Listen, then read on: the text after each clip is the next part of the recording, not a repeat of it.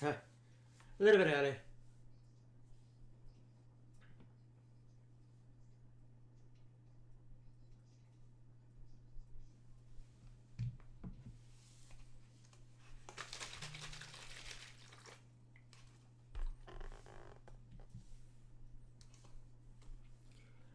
Hello, Twitch and YouTube. Welcome to There's going to be news at the closing ceremony for Pokemon Worlds. So, yeah. They're kind of doing the juniors matches, so there's seniors and masters to go before they get to the closing ceremony.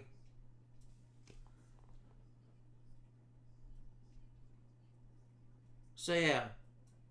Right, and the Urshifu is so crucial right now for Kevin because I expect maybe some Chi-Yu on the other end who's holding the choice specs item. So legends, but definitely threatens Tatsuomi's who knows? From trying to click and attack this turn. Kevin instead will swap out. Raging Bolt will take the field once again, and we do get a we'll see. Terastallization from Tatsuomi. It is the Chi-Yu Terastallizing into the Ghost type. So two Ghost Terras here in game one. A very we'll see. Start to and I might have to turn off the commentary for a little bit. Neutral hit, no longer super effective. So these three critical hits are not going to be enough to take out the Chi-Yu on this turn. Tatsuomi really playing smartly in game one. Body press follow up into the Urshifu, not enough. And a Dark Pulse now from that Chi-Yu into the Raging Bolt. Almost takes it out in a single hit, and that is the power of the combination of Choice Specs and the Beads of Ruin ability. It means your special attacks do so much damage. Even though Chi-Yu locked into a single target attack, this Chi-Yu, if given the opportunity to attack, could easily KO the Urshifu or this. So who's already down? Now Kevin does have options to None of them. around the Chi-Yu. The Urshifu is still naturally faster, and we did see that another Surging Strikes would be enough to lock in that KO. But the Raging Bolt also has access to a priority attack in Thunderclap. So if Kevin assumes the Chi-Yu will be attacking again this turn, you can KO it first. Incineroar swaps into the Urshifu slot. Urshifu was hit by a body press the last two consecutive turns. So now Kevin anticipating if body press goes into that slot, now you will be immune to it as a ghost type. Tatsuomi being on the advantage instead of clicking a Dark Pulse yet again will swap into the Rillaboom, resetting up the grassy terrain, helping his Zamazenta recover just a little bit of HP every single turn. But the body press goes towards Raging Bolt for the knockout. He knew that it was too risky to target the Urshifu slot and gets rewarded KOing Raging Bolt. Cool. Even if Raging Bolt opted to Thunderclap that Zamazenta so it could attack before being knocked out, Zamazenta has Raging Bolt is down. Health, it wouldn't. Only one down. Tatsuomi said this when we were talking to him before the game. He loves bulky Pokemon. He loves having the ability to stay on the field and take all of these hits. And even though the Zamazenta was weakened by an Intimidate, was weakened by a Burn, it is still doing enough damage thanks to the time it has to make a huge difference in his game plan. Now this Calyrex is already down to about a third of its HP. Sure, the Incineroar has effectively full HP, but there's no Trick Room up. Your Restricted is very close to being knocked out. Losing Raging Bolt, who does so much damage on Kevin's end. It's such a difficult position here in game one. It is. That all being said, though, with the combination of Urshifu and Calyrex still available at this moment in time, I think Kevin has a little bit of options here. This Urshifu has the Choice Scarf, like we were talking about earlier, but it also has Coaching, which means there's a way to power up this Calyrex. One thing he could consider doing here after a turn of Fake Out and maybe even setting up Trick Room again is to try to power up this Calyrex so it can make a bigger difference in this matchup. Rillaboom just clicking U-turn almost as if it's choice locked into it, but it's not. Consistently, Rillaboom swaps onto the field as a defensive pivot, and then he'll U-turn into something else in the back, revealing the Iron Treads yet again. It's been a while, but it looks pretty poised right now until Calyrex twists the dimensions. That means Kevin got to bring his Calyrex on the field and set Trick Room up for a second time in game one. It is a second time, but again, there's so much damage on the field, and I'm not sure if Kevin can match that damage damage from Tatsuomi. Calyrex Ice Rider did manage to twist the dimensions in its favor, which means it will be able to attack first. But like you were saying, Joe, this Iron Treads will be able to take a hit from it quite comfortably. It's most likely going to need 2 hits from High Horsepower or Glacial Lance to secure that KO. Meanwhile, Zamazenta is still free to try and wide guard if you want to stop this Calyrex from attacking, or you can continue to use those body pressures to just wear down the HP of your opponent. Well, Kevin has protected his Calyrex Ice Rider on the turn. Knockoff goes into that protect. Tatsuomi is just making so many great decisions. This game could last in the game. few hours. Body press will hit Calyrex's protect, so no damage really from anybody. Just a little bit of HP recovery thanks to the grassy terrain. While the HP recovery is nice, though, it's not But I don't think it will. necessarily going to help even out the Pokemon count here. You have to start looking at how Kevin can go on the offense in this matchup. Iron Treads is certainly the bigger enemy here, as with grassy terrain active on the field, you can utilize Steel Roller. It's a steel type attack. It has a very high base power, but it only works when there's terrain on the field. It'll also remove the terrain by using that move. Now, you might look at that Zamazenta and think, well, he can appreciate some healing. You know, you're going to be taking damage over time thanks to the burn. However, I think in this scenario, you don't necessarily mind losing your terrain because it's going to stop your opponent's Pokemon from recovering as well. But it looks like Iron Treads is just content to keep waiting out this Trick Room. Iron Treads really just being a more of a warning on Tatsuomi's end, like, hey, eventually I'm going to click a hit here. Rillaboom hangs on with 1 HP, forcing the knockoff to go into that slot. Double target, finally Rillaboom goes down with what will be 1 turn of grassy terrain remaining, but what a crucial survival from the Rillaboom there. The hit from Body Press will bring Calyrex down low, but just because of that burn from so Oh, Rillaboom's gone. it's really not doing enough damage. It's a very common strategy when facing off against Zamazenta as well. You lock in the Ghost type Terastallization on your Incineroar, so it'll really struggle to deal damage.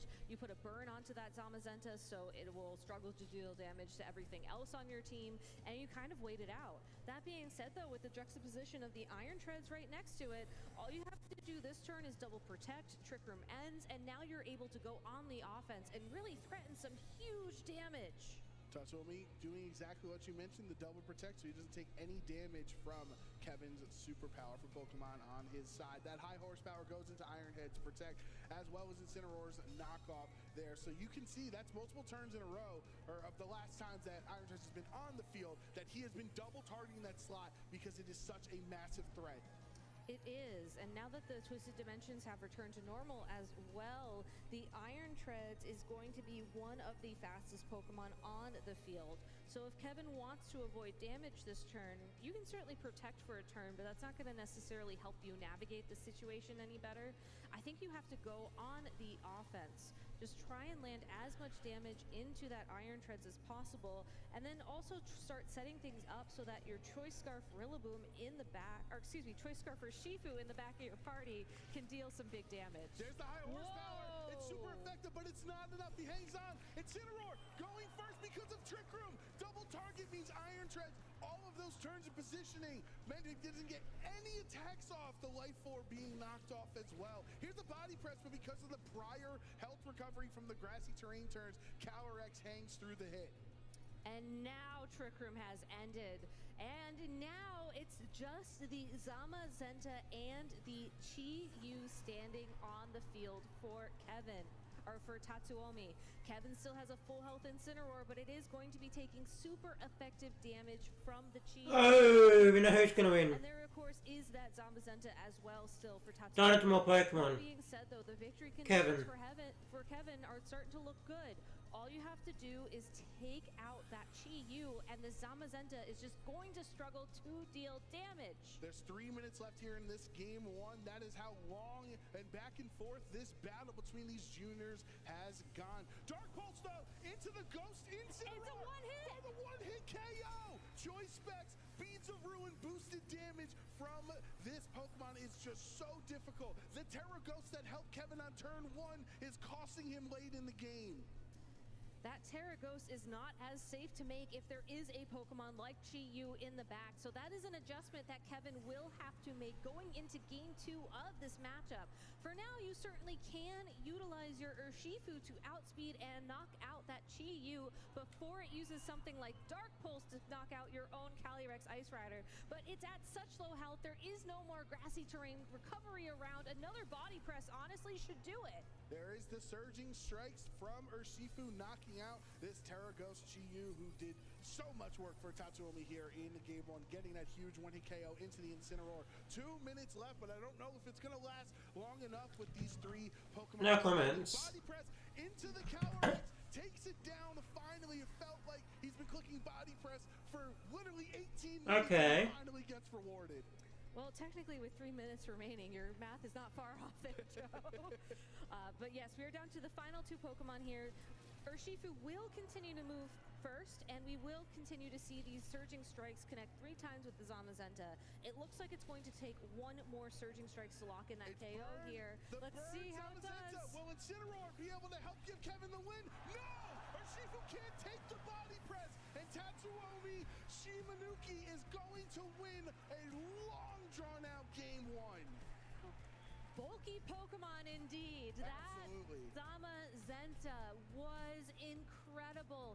It showed up on the field turn 1 and it didn't leave, even though it was burned, even though it was intimidated.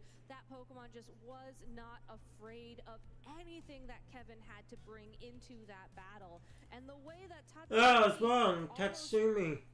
tricked Tatsumi one. into terastallizing that Incineroar to handle the Zamazenta matchup better, only to bring the Chi-Yu was such an amazing call in that game. Yeah, I think that's one of the things that Kevin is going to be prepared for here in game 2, to hold your horses a little bit with the Calyrex team on terastallizing. Don't Terra right away on turn 1, because you don't know what Tatsuomi's plan is going to be, especially after you have so much success of burning Zamazenta. Right, it's best 2 out of 3. So much of the damage that Tatsuomi's restricted Pokemon can provide to your side of the field. I feel like maybe you saving your terastallization flexibility just like he did could be the key in game 2. It could be the key in game 2 as well. I also think when we're talking about adjustments, you have to just look at how heavily board positioning came into play between both of these trainers. We saw that Rillaboom swap in twice for Tatsuomi to take a ground type attack for the Iron Treads. We also saw just how Kevin zoned in on that Iron Treads turn after turn in the Twisted Dimensions. I think that's something that Tatsuomi can continue to use to his advantage. Maybe showcase that Iron Treads early on, make sure that Kevin's thinking about it, and then use that to influence how the board is going to progress throughout game 2. I'm also really wondering, I don't believe it would have mattered, but I think that Rillaboom hang-on was so crucial because that knockoff would have targeted Zamazenta. Yes, it is a resisted attack, so it wouldn't do too much damage, but it's not like Zamazenta ended the game with too much hit points remaining anyway. So just Rillaboom, even who didn't get many attacks off, just that health recovery, the fake-out pressure, the U-turn positioning is just so crucial for Tatsuomi in game 1. It was, and I really love how Rillaboom has become this support titan in the Regulation G. Honestly, it seems like Rillaboom is more useful than Incineroar in a format, which is something I never thought I would say coming into this weekend. Just because being able to provide flinch support, being able to pivot and deal some damage, and also to be able to heal up your partners is so huge. You see it mattering a lot more in matchups against Pokemon like Miraidon, where the terrain adds another level of strategy you need to manage throughout everything.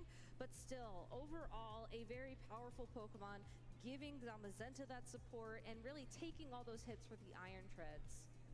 What a back and forth game 1 that was, really going down to the wire and down to the timer almost, because of how long the decisions took every turn. You had so many U-turn swaps and many other decisions that they made along the way. So many double protects. We went through 2 full Twisted Dimensions that hardly ever. Well, it's closing. It Sorry. does, and I also noticed as well that Shouldn't be Kevin was reading. doing a fantastic job throughout that matchup of managing when he needed to use Trick Room to the advantage of the Calyrex Ice Rider, and when he needed to double protect to stall out his own Trick Room so that he can enable the other Pokemon on his team.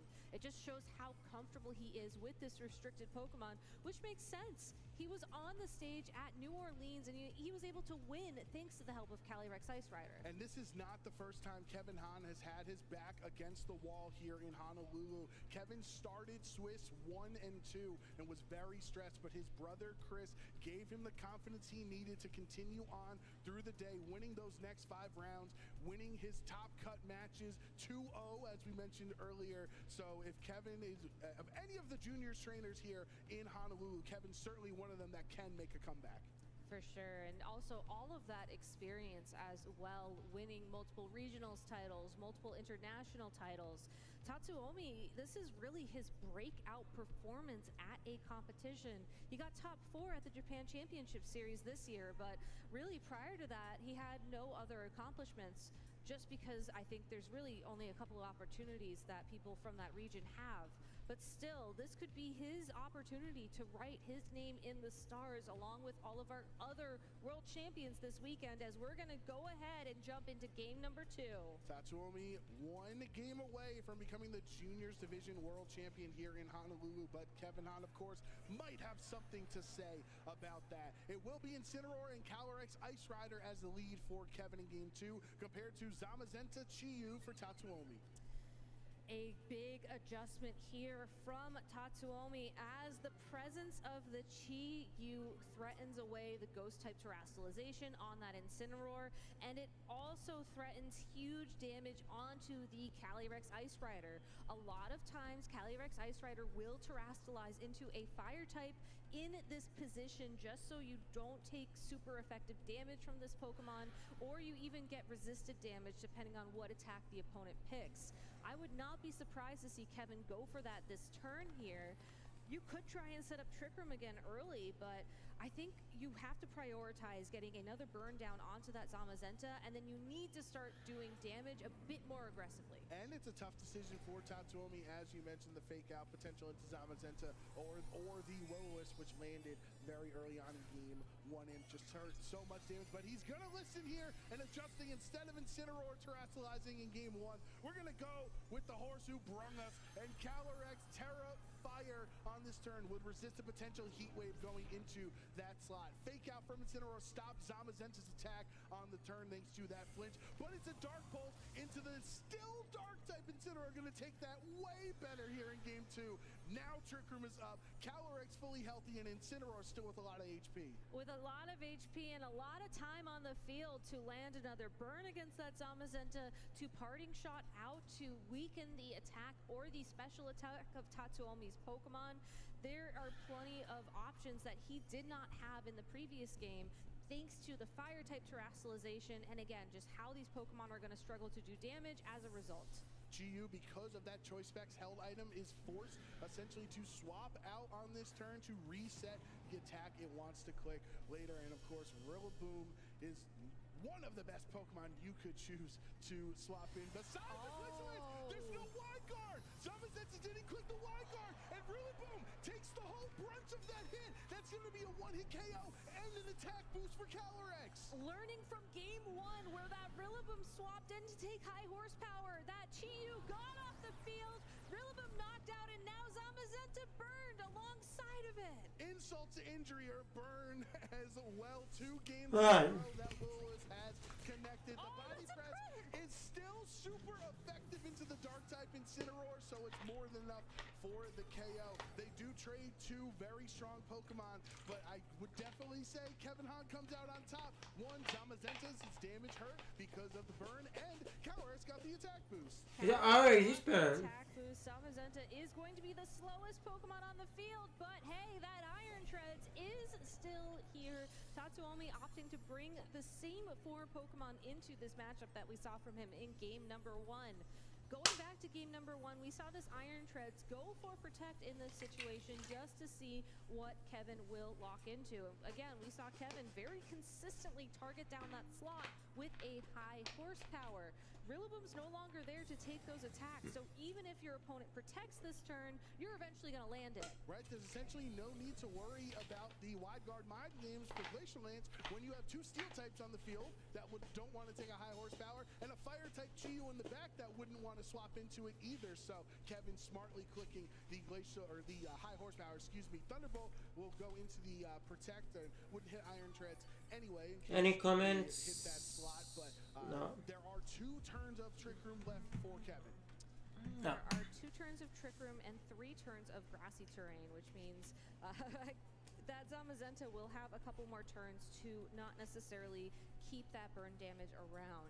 That all being said, though, Kevin is in the driver's seat for this matchup as he can go. One person's watching. Welcome to the one person watching. What I want to call out here is the fact that getting that Glacial Lance to connect with that Rillaboom a couple turns ago was so important for him because of the risk of wide guard on that Zamazenta.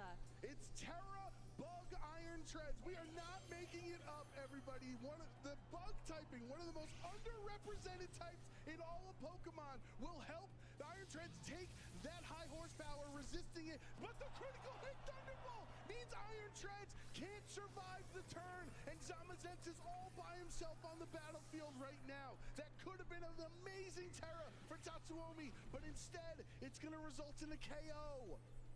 Zamazenta doing its best to get a little bit of damage thanks to body press down onto the opposing Calyrex Ice Rider.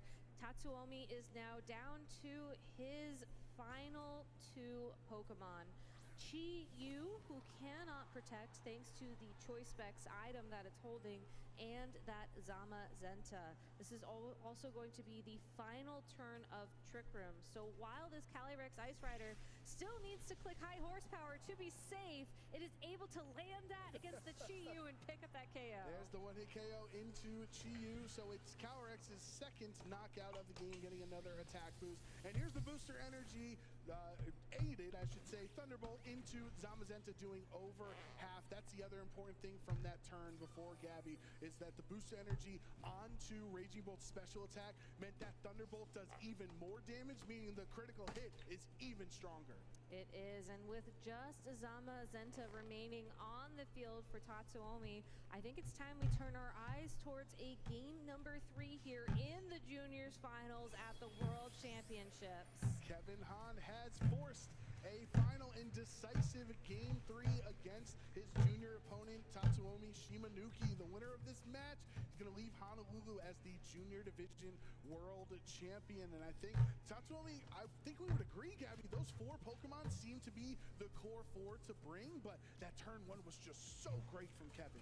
So who's going to win? Adjustment from Kevin, again recognizing that the ghost type terrestrialization on that Incineroar was punished by the presence of the Chi-Yu. And when your opponent leads Chi-Yu and you know that it's there, that gives you all the confidence you need to lock in the fire type terrestrialization on that Calyrex Ice Rider. That was also an amazing play from Kevin here, where he did go for Glacial Lance despite the presence of a wide guard on the Zamazenta, correctly predicting that his opponent wouldn't go for it. I love to see the emotion. I love to see the passion. These are the trainers that are the future of the competitive Pokemon circuit. Seeing how passionate they are now makes us so happy to see how much they're going to grow as trainers. This is one of the toughest matches they'll face in their short lives so far, but it's going to help them progress to even better players once they make it to the Masters Division.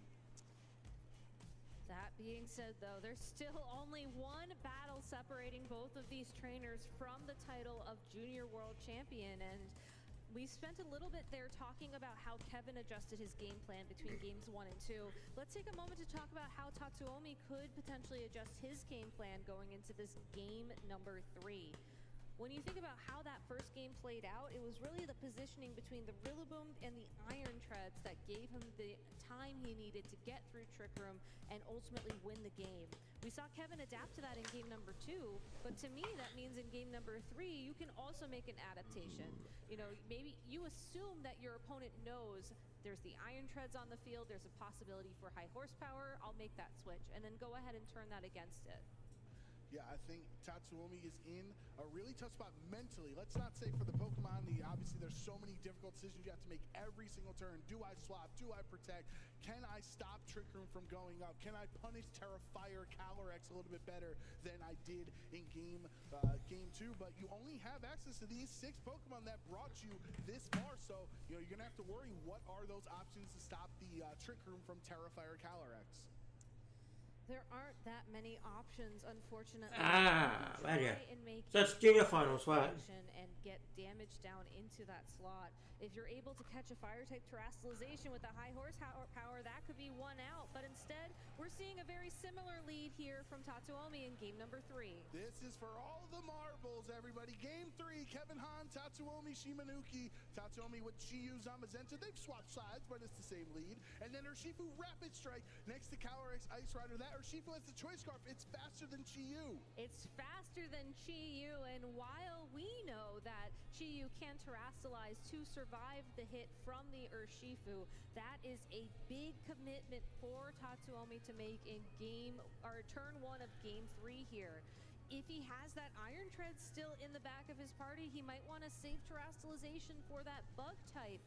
On the other side of the field, Kevin really can comfortably go for that fire type terrestrialization once again on the Calyrex, knowing that the Chiyu has already been revealed. But Zamazenta has to feel at least comfortable in some capacity this turn, since Incineroar is not here to ruin its day and burn it with Will-O-Wisp. It's potentially in the back. You have to be prepared for that, but it is not on the field on turn 1, so you can't burn these body presses into the other side. Kevin Hunt terrestrializing Urshifu Rapid Strike, getting additional damage from those water attacks, the surging strikes. They're already massive, and they're going to be even bigger in this game. There's no protects. You can't protect anyway in front of GU, or with GU. That's only a 2-hit KO. You don't even need the 3rd surging strike. A huge momentum shift for Kevin as he's able to secure a knockout on the first move of the first turn of this game 3. And there's the body press. That does some pretty solid damage into your Urshifu. Definitely cannot take another one. Here's the Glacial Lance that is ineffective thanks to Zamazenta's steel typing. So you do lose your GU, but you do get a lot of damage onto the Urshifu, and Trick Room is not set up. And you also cover for the potential Rillaboom switch in that turn. Instead, Chiyu was just knocked out, which means we do get the Rillaboom here now. Urshifu, very threatened by this Pokemon. It is more than within a Grassy Glide knockout range. So, if Kevin wants to save that Urshifu for later on in this game, again, to put more pressure down onto the Zamazenta, which Tatsuomi has shown us time and time again, is very comfortable staying on the field, you have to switch that Pokemon out. Without Chiyu around, though, this seems like a great opportunity for Incineroar to take the field. Right, exactly. One, because Incineroar would love to just switch in general in front of the grass type on Rillaboom on the other end. But of course, because Urshifu's locked into the Choice Scarf Surging Strikes, it would take a tough spot. But instead, he's going to use Surging Strikes with the Urshifu. Knows that potentially this Rapid Strike Pokemon is not long for the rest of this match. So let me get some more critical hit damage off on the field. Bring Zamazenta down to under half of its HP remaining. So the body press will knock out Urshifu. He's done its job. He's done, essentially 1.5 times the HP bars of Tatsuomi's Pokemon. So Urshifu has put in so much work in game 3. But it's the U-turn from Rillaboom. The real question is, did Calyrex go for the Stomping Tantrum into Zamazenta? We'll have to wait just a little bit longer to get that information, but we do get the reveal of Tatsuomi's final Pokemon, and once again, it is the Iron Treads taking the field. It's Trick Room instead of the attack, so now on the 2nd turn of the game, Kevin is able to twist those dimensions, and you have a free switch into either the Incineroar or whatever the 4th Pokemon in the back will be for Kevin. I love this positioning from Kevin there as well. One thing that Tatsuomi could have done in that previous turn is target down the Calyrex Ice Rider with both an attack from that Zamazenta and a Wood Hammer from that Rillaboom to get very close, if not knock it out outright. But because we saw Kevin commit to that Trick Room, recognizing that he might lose a Pokemon that turn, as long as Trick Room is there for a Raging Bolt, or a Raging Bolt can come in while the Urshifu is still around, that is still a very favorable board position for him, as the Calyrex will still be able to attack first, and the Raging Bolt should underspeed the Zamazenta as well. Yeah, the Zamazenta already under half HP, so it's in a really critical position for Tatsuomi. You know you can get some recovery every turn with the Protect, as grassy terrain is here. It'll give you a little bit of HP at the end of each turn. Double Protect from Kevin here on the turn. We've actually seen that now multiple times, that as he sets up his own Trick Room, he will then protect the following turn. Iron Treads goes for the Protect as well to keep itself safe. Body Press doesn't hit into the Raging Bolt, so no damage from anybody, only health recovery. And Kevin again anticipating the Protect on that Iron Treads to ensure that Zamazenta can't find a knockout in this turn. Now you can fairly safely target into the Iron Treads with your Pokemon. You do still have to worry about a wide guard, and you do have to worry about the Rillaboom switching in for that Iron Treads as well. So there's a bit of a mind game here as to what attack Kevin uses with that Calyrex. But still, none of these Pokemon are necessarily worried about being knocked out this turn. And as you can see, Calyrex actually switching out to keep itself safe. So Kevin just going on the offense with the Raging Bolt. Kevin going to reveal his fourth and final Pokemon in Game 3, being the Incineroar. Let's see if Tatsuomi was prepared for this situation. These Trick Room turns are so tricky to get through when you're not the Pokemon or the trainer that takes advantage of it. Terra Bug Iron Treads yet again in Game 3. Last time it was double targeted, so that's why it wasn't able to hang on, but he did get crit by a Booster Energy Thunderbolt from Raging Bolt. This time it goes towards the Zamazenta, and Tatsuomi has lost his restricted Pokemon in Game 3. It's this, just the Iron Treads. Steel Roller with the grassy terrain into a fire type. It does hardly anything. It does hardly anything, and it will also tear up the grassy terrain on the field. Rillaboom will be back out shortly to reset that terrain and give Iron Treads access to Steel Roller once again, but you really wanted to land that attack into the Calyrex Ice Rider, which is why you terrestrialize, so you can take those hits. That all being said, though, with 2 turns of Trick Room remaining, Tatsuomi is on the back foot. You have access to fake out this turn. You can go ahead and maybe protect your Iron Treads for one of these turns, or fake out and protect to get through both turns.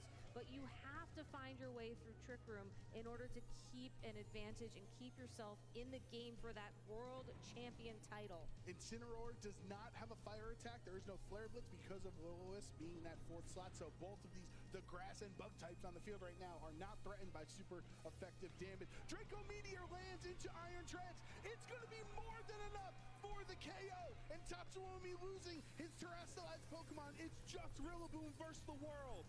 Rillaboom does have that grassy terrain to help keep itself higher and also boost the damage of its grass-type attacks. But with a Calyrex Ice Rider waiting in the wings, will it have enough in the tank to take all 3 of these KOs? That's the forfeit, and Kevin Hahn throughout the season has proved he's the best junior. Thought that Kevin would win. NAIC champion, NAIC champion, and now world champion. Would become champion. For the Pokemon video game. With an excellent piloting of that Calyrex Ice Rider team, being able to anticipate his opponent's adjustments throughout all 3 of those incredibly long games. Kevin has shown us just why he is one of the most awarded junior champions in Pokemon video game history.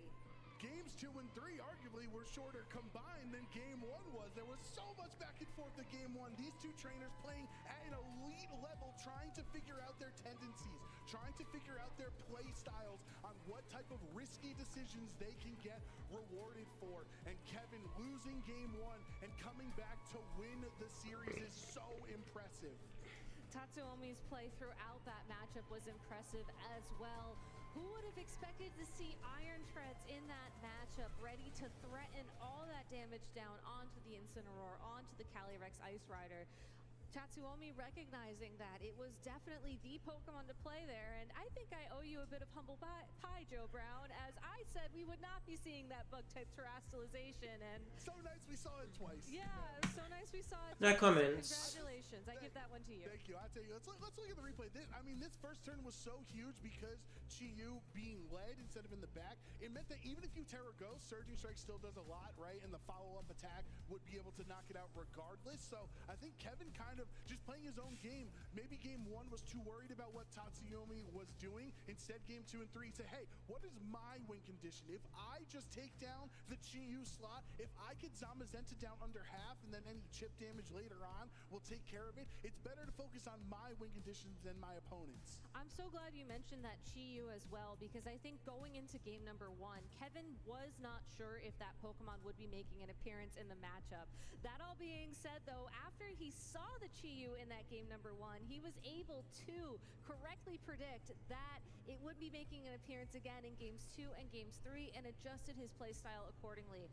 I have to eyeball the calculation a little bit there, but it looked like that Terra Water terrestrialization on Urshifu would have guaranteed the knockout even if we did see that ghost type terrestrialization. Right. So great adaptation. Exactly. That's one of those kind of pin situations we talk about in VGC at the high level that effectively it's a positive outcome no matter what, right? It was like we saw in game 2, Gabby, that turn where Rillaboom swapped in. Well, he either gets knocked out from the Glacial Lance or he doesn't swap the Rillaboom in, which I'm happy. I'm going to be in a positive position either way. But finally, Tatsuomi takes his first loss of the end. Kevin Hahn also taking his first loss to Top Cut in the finals.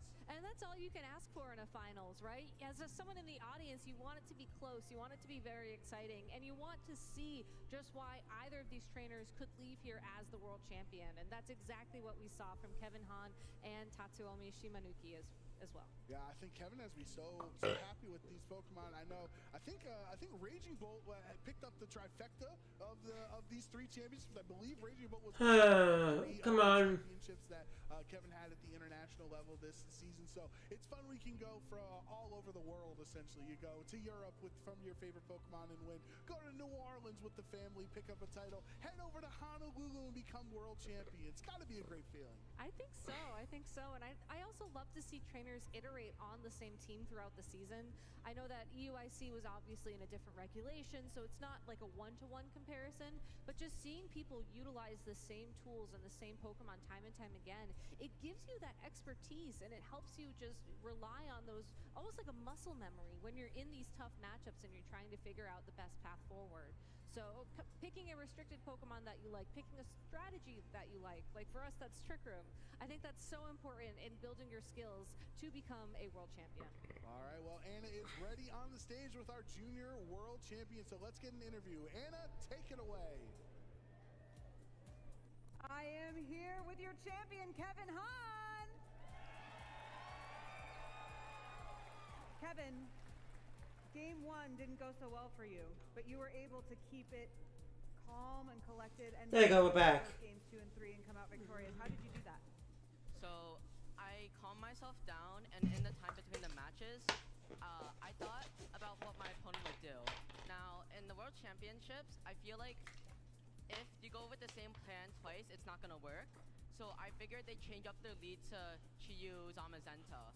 So after I saw that it was Chi-Yu Zamazenta and I let Calyrex Incineroar, I next thought about what they would do. Now, they don't want to, so after I got Trick Room up with my Fake Out in Trick Room, I thought about it and I said, they're not gonna stay in with their Chi-Yu because I can easily double up to it and knock it out. They'll probably bring in the Rillaboom. So I clicked Glacial Lance and it worked. Sure did. Great thinking. Now, I know that you've done a Move lot on. of training with some very special people, especially in your family. Tell us about your training for this event. So I prepped a lot. I first tried to find out what my team was, and I figured that out in like 3 or 4 weeks. It was really tough, but I managed to do it.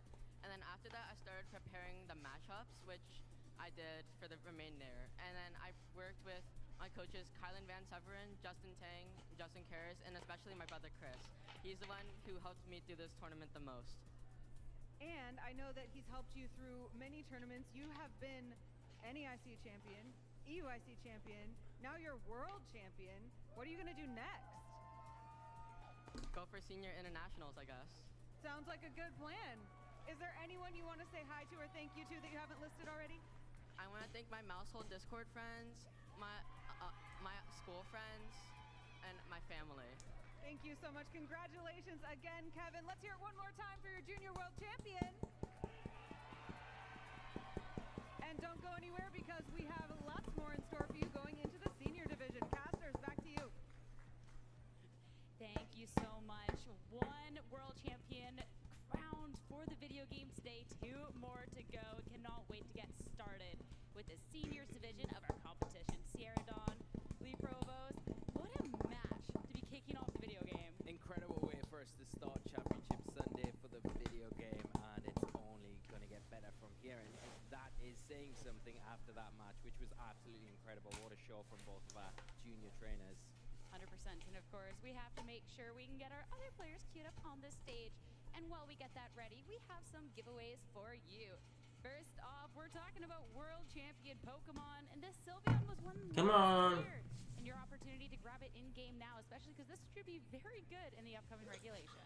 Yeah, make sure you jump into your copy of Scarlet and Violet and use the code SleepTalkWorlds, and you'll be able to grab that Sylveon until the 19th of August. Great one for the upcoming regulation, like you've been saying all weekend, Sierra, after the World Championships, and a great thing for the collection all around. Yeah, just a great Pokemon, so good stuff there. And of course, if you play both of the games, or even if you're watching, but more so play the TCG, have the opportunity to get a special illustration Pecharunch in game. Make sure to grab it while you can. Outburst Worlds 24. Yeah, make sure to grab this one while you can. Beautiful artwork and a great addition for the collection once again.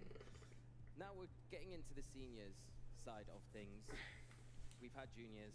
Now we can take an overview of the seniors bracket, see where trainers have come from the stage. One thing that we always talk about with the junior competitors is this is the future of Pokemon. But these are the individuals that sooner rather than later we're going to get to see in that Masters division. And so being able to, especially when we're looking at Luke's case, ended off with a win like this would be absolutely fantastic. 2-0s all across the bracket for both of our competitors, so Ray, definitely a very worthy opponent here. Yeah, very dominant display from top 8 right the way to the finals. Luke is coming into this final with a 2 12 seconds. record. Hasn't dropped a single set this entire tournament, which is just incredible. Ray, on the other hand, 10-2 record, which is understandable. You know, a brilliant record. You're at the World Championships, the highest caliber of players, and these both have very interesting teams as well. But the route that they've had to take to get here, just a very tough one. Testament to both of our trainers. Yeah, the competition is nothing but fierce once we get into the World Championships, and one match away for both of these to determine who is going to be the next World Champion up. And this should be a really exciting matchup because across the board, I mean, we've already looked at these Pokemon. We've looked at the caliber of these trainers. This one's going to hook. Yeah, and I think this is the one thing when you look at an overview of the teams from both sides, I think it really could go either way. It's so tight. There's so many options both trainers have to kind of take apart the other trainer's team, and it's really going to be down to the choices, how well both of these understand the matchup and how well they can kind of approach dealing with those big threats on the other side of the field. I think adaptations as well, because when you look at this, there's not necessarily one way to approach, but you got to make sure you can make those adjustments in game, and it's really going to be a testament to both of these trainers because they've made it this far. The 2-0s in that top 8 are definitely, on their side, but I think this is going to be the first one that goes to 3. Yeah, I think so. It feels like it will do. I think, with the tools that both trainers have got in their teams, there's ways for them to kind of capitalize against what the other trainer is going to try and do throughout this match. We will dive into the teams, of course, in a little while so we can get a bit of a deeper dive in that. But I think the margins are going to be very fine. But that feels like the running theme this weekend with how high the competition has been here. And it's, again, testament to our trainers with how well they have prepared coming into this event. And not only that, the preparation is a huge key in it, but also testament to how well they've performed on the big stage and getting to this stage and almost there to be crowned the 2024 World Champion. This is the really exciting thing with the regulation as well, being able to see where trainers have taken this and where people have started. There we go. We'll get to really be able to Now you should be out, yeah. up in a little bit, but when you start off the regulation, like in Luke's case, as a regional champion, to then start off the format strong and potentially end it off even stronger, I think that's a really, really cool thing, especially for anyone that's been able to really dive into this. And for Ray himself, I mean, relatively newer player, so this is humongous. Yeah, and the qualification process for both players is slightly different. You know, Ray's had to go through a different qualification system over in Japan, which is very vigorous, very difficult, and being able to qualify that way, so it's a testament in itself to be able to even be here. And then you look at Luke's side of the field. Last year in seniors, we'll be leveling up to masters next year, which is exciting. So the last chance almost to be crowned that seniors champion. So he's at the point, he's done the work now. So can he get over the line? He's got a big, tough opponent in front of him. Challenge ahead with Ray. But yeah, coming off the back of regionals championship, you know, Indianapolis earlier this year, I think will help him a lot, especially because that was in Regulation G as well, which we're in now. Especially too when you're looking at that last year before going up into the Masters division. We have players in the Masters division that were senior world champions who still play and are still, I mean, performing fantastically, taking down regional championships, going for these long run in these tournaments. So Luke already really proving the skill to, I don't know, kind of make a couple people... Just needed to set up my chair so I could sit down. This would even just be more terrifying. Properly. I was speaking to Luke before we came on and had the pleasure to have a few words with him, and he's been saying how well he does against the Masters in his local events, how, you know, he's taking games off them already, so he's going to be a very scary prospect. And I should be able to bring that a little bit forward, so I have a little more slack on the cable. The seniors come in, have a really good run, play in the championship, and then level up into Masters, and then have a huge impact in that circuit the next season. It's not uncommon for us to see. We've seen it time and time again. And it's really great to be at this point now where the World Championships are on the biggest stage possible for these trainers, for them to showcase their talents and us to get a little sneak peek potentially of what's to come in future years. I've had the honor of being able to play against Luke Hedaloco actually, and yeah, can definitely attest to the skill here. Do not get me wrong on that. But I'm really excited to have this first opportunity to really look at Ray play. And it was funny because you were talking about getting an opportunity to talk with the players, and Ray had mentioned that, like, yeah, I expected Worlds to be tough, and it was. And I love that kind of humble approach to it. Like, yeah, I've worked hard, I've pushed on through, and I'm now at this spot. Like, that's awesome. Yeah, it's so nice to hear, and it's so great to get a few words with the players as well before they get into the nitty-gritty. But with that said, Anna is waiting over on stage with her players, so let's introduce them for this seniors final. Let's meet your senior finalists! Please welcome to the stage, from the U.S., Luke Crow! And from Japan, Ray Yamanaka!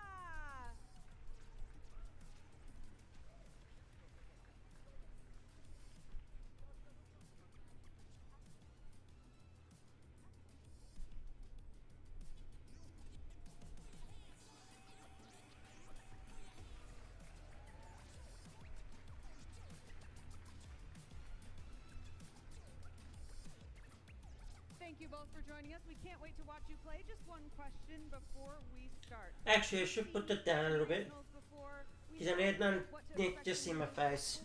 What can we expect here in this match in the World Championship? How's that? Draco Meteor. Nice, very specific. Thank you, Luke. And what That's better. can we expect to see here in this match from you? これからの試合はどんな感じになるかと思いますか？どういうようなことを見てる方からは予想すればいいでしょうか？わからないけれど、自分自身の力を全力で出し切りたいと思います。I have no idea what you should all expect to see, but I'm just gonna give it my all and do my very best. That's all we can ask, Ray. Thank you so much. Let's hear one more big round of applause for our finalists. You can head to your tables. Thank you so much. We can't wait to watch you play. Casters, let's get into this match.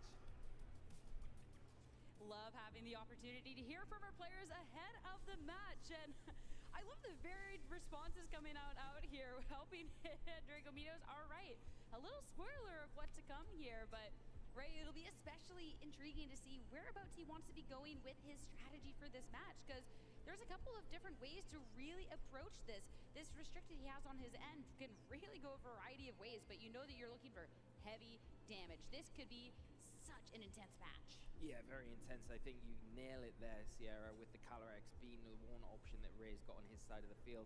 Does have access to being able to set up, to get that power boost with the nasty plot. And if it's in the right position to do that, it's going to outrun everything on his side of the field. And he's going to have his wits about him to deal with those Astral Barrages, which are going to come out heavy and picking up potential knockouts if Ray can get it set up into those situations.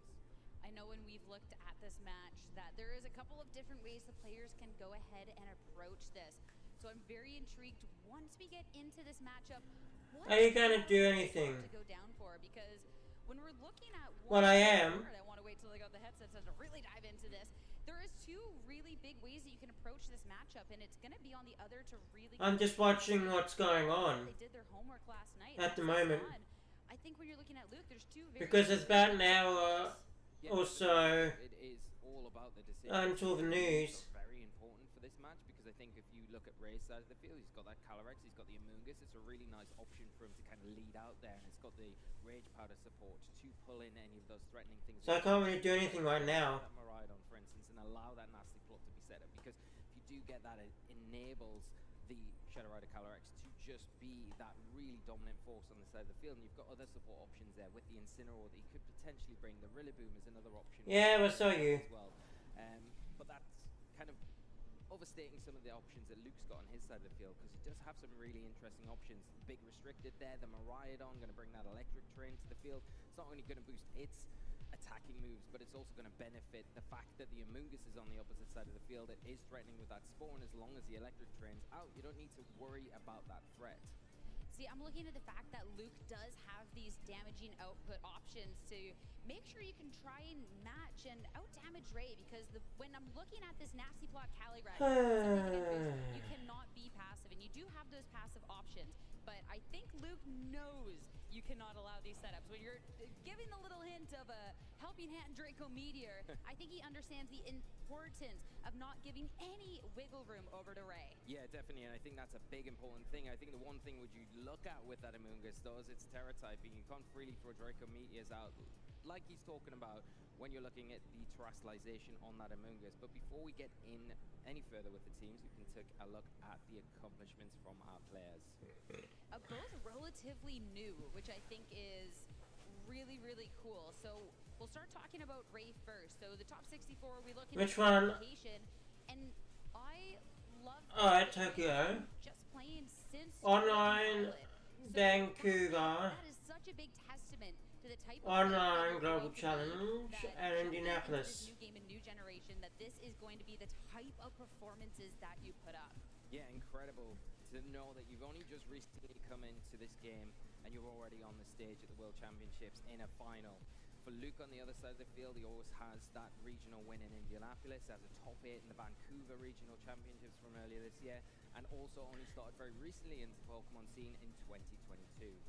Talking a little bit more about the teams, we touched on the importance of that Calyrex Shadow Rider, but looking at the other options around it, we got the double grass here, the Rillaboom and the Amoonguss. Of course, you do have to be wary of the potential Armor Tail to stop the fake outs, but the Rillaboom does still have the really good utility in that grassy surge to get rid of the train of the Miraidon. And the Amoonguss, it'll be that redirection. Of course, you're not going to appreciate double up hits, but if you can keep the Calyrex Shadow Rider safe for long enough, that could be the difference. It could be a huge difference in this match, and the thing with the grassy terrain as well is you can override that electric terrain, and it enables that Spore then to be a big threat on the opposite side of the field, which is really useful. The other thing to know as well is that Incineroar, it does have that Taunt and the Covered Cloak, so it's able to not really worry too much about maybe the Iron Hands on the opposite side of the field with that fake out, where it has a free Taunt into those things like the Amoonguss and things like that that could be a bit threatening. Yet again, the championship dream, starting it off, starting that Pokemon journey, very reminiscent of that treasure hunt that you do at the beginning of the story, and what's going to be your treasure? Well, he definitely is about to add maybe something new to that collection, a World Championship trophy. So I'm so excited to see how that will turn out. But a worthy opponent sitting on the other end. You talked about that regional win, kicking the season off strong, and potentially ending it off even stronger. Miraidon, the restricted of choice. And when we look at the supportive options, Grimmsnarl is a nice popular one to be pairing with it with these screens, but the Entei is something that we haven't necessarily seen the most of but definitely offering a lot in this match. Yeah, especially with that normal Terra typing that it's got there, and a little bit different maybe than the Entei that we've seen in the past, where its common item is that choice band, but we're seeing Luke opt for the Life Orb, and that also offers up the option to go for the Protect, which allows you to maybe reposition some of the supporting Pokemon and allow it to be enabled a bit further and not go down or be in that position where you have to switch it out so quickly. This is such an impressive statistic. Undefeated all the way to the finals. Now it's going to be the most important match of all. If you can say that one more time. Family in the crowd supporting. Nice dirty out, but this is going to be so exciting. I cannot wait. Either side of the table, a very worthy champion. Yeah, exactly that, and both players, like I've already mentioned, have done incredibly well to just get to this point, but I don't think that's enough for these players. There's one more thing to do, got to take one step further and claim that championship for themselves.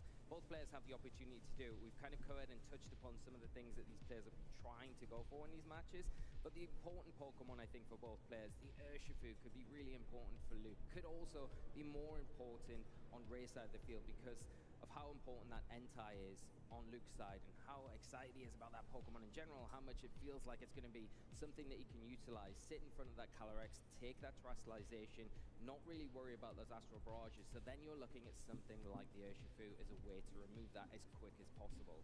Luke's team is full of threats though, focused too close in onto the Entei, and all of a sudden this Miraidon is about to Electro Drift in your face, or Luke's own Urshifu to fire back, so this was going to be so intense to see what these trainers want to lead with, because that's going to be the biggest road for what they have to go down heading down this championship series. It is time to start getting underway with the first match here in our Senior World Champions match.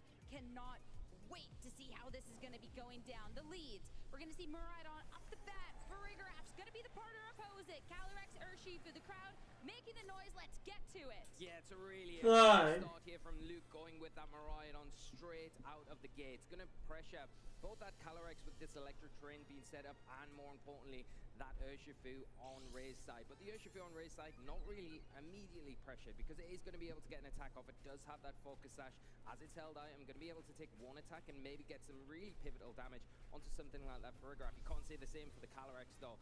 That has the Astral Barrage, but if Farigiraf on Luke's side going to be immune to that, not really going to be really threatened by that Psychic either. So is it in a position where it can get a nasty plot off? It is pretty risky. Can you take an attack from this Miraidon? So we're not going to test it out. That will be the Protect. Make sure you can scout out what this Miraidon needs. I'm gonna say Luke will win. Is Urshifu also detecting? Luke had spoken about how there is going to be these Helping Hand Draco Meteors, but the Volt Switch, an attempt to reposition. You'll have another opportunity on that next turn. Foul play. It would be the double up. Try and get as much damage to be starting off. Yeah, there's a bit risky there because you could maybe see the Farigiraf go for a Trick Room if you're expecting to get that Volt Switch off with the Miraidon, but not looking into that, just wanting to chase after that Calyrex as soon as possible. The nice thing now is that Ray does have an idea of what that Miraidon's locked into. It is choice locked, so it has to lock in again this turn to the Volt Switch. Does he go for that? Maybe that's something that Ray can take advantage of. I think that's the best move to be locked into, since you would be able to pivot out, but you will be taking some damage before, and a lot into that Miraidon, bringing it down just below half. Volt Switch, a lot back into the Urshifu into response. It does have the Focus Sash, so it will be holding off and will have an opportunity to attack. It's either this Farigiraf or whatever is Luke's going to be bringing in. It'll be interesting to see what the adjustment is to bring in from Luke's side of the field now that both targets on Ray's side have attacked, and it is that Grimmsnarl.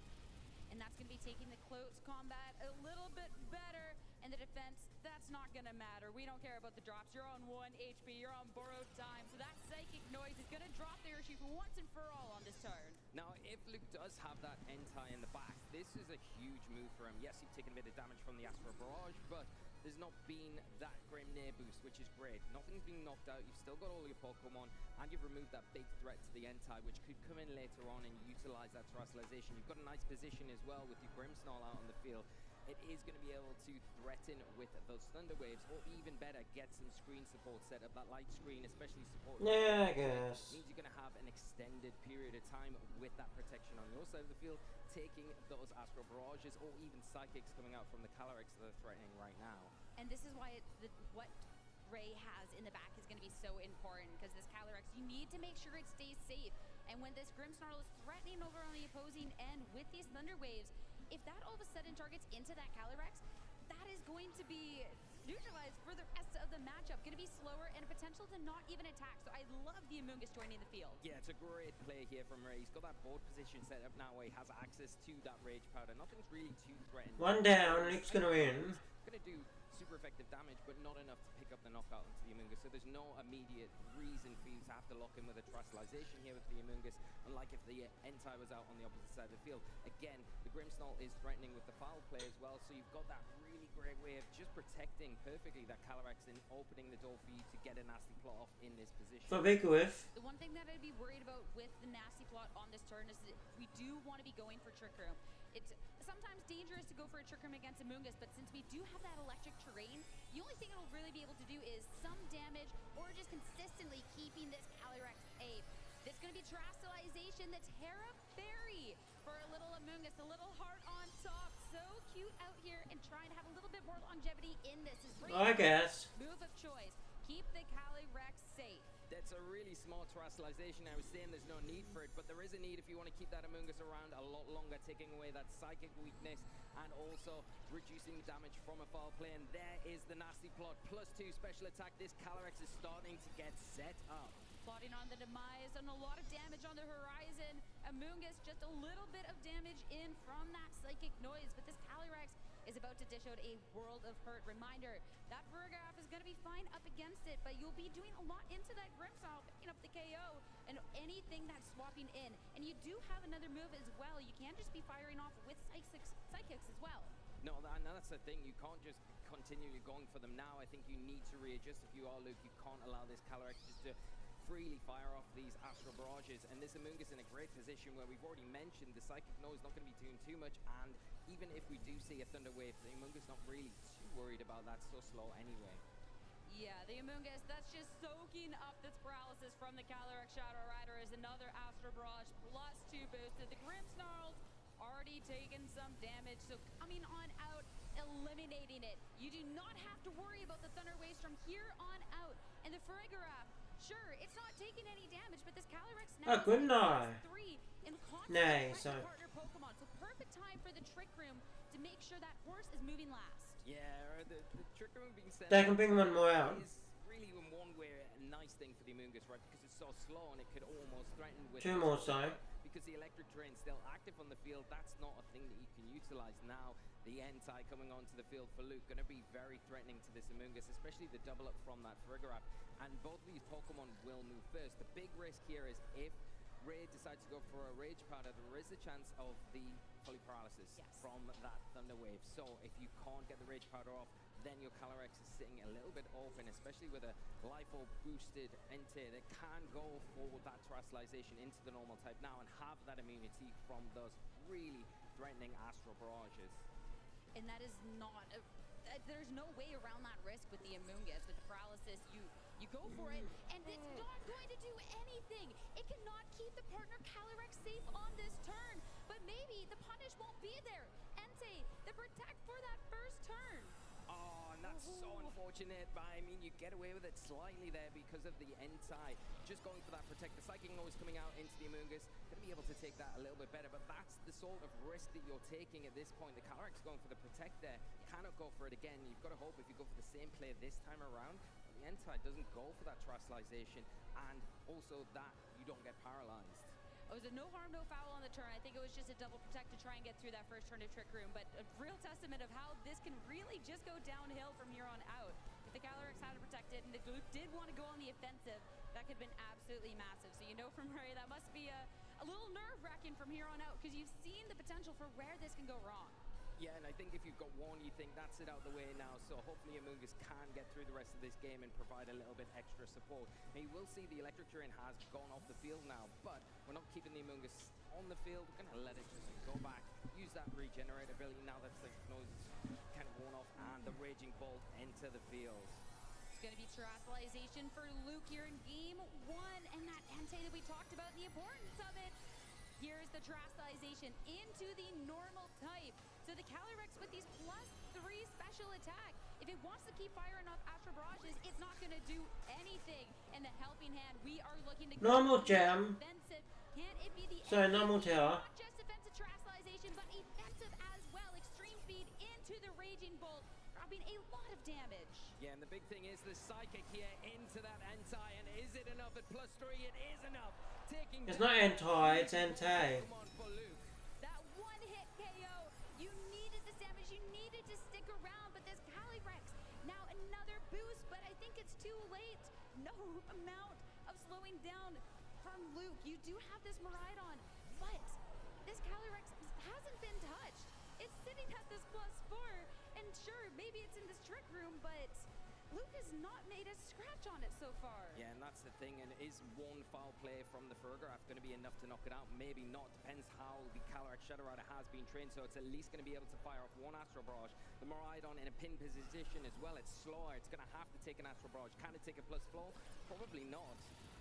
The Psychic Noise into the Raging Bolt, not even going for it if you're restrained wrong. But I think at the World Championships, the Calyrex will be all the right stats. Dragon Balls into the Miraidon, super effective, super critical hit. It will drop, and now the Farigiraf, last Pokemon standing, and is not going to be able to get it done.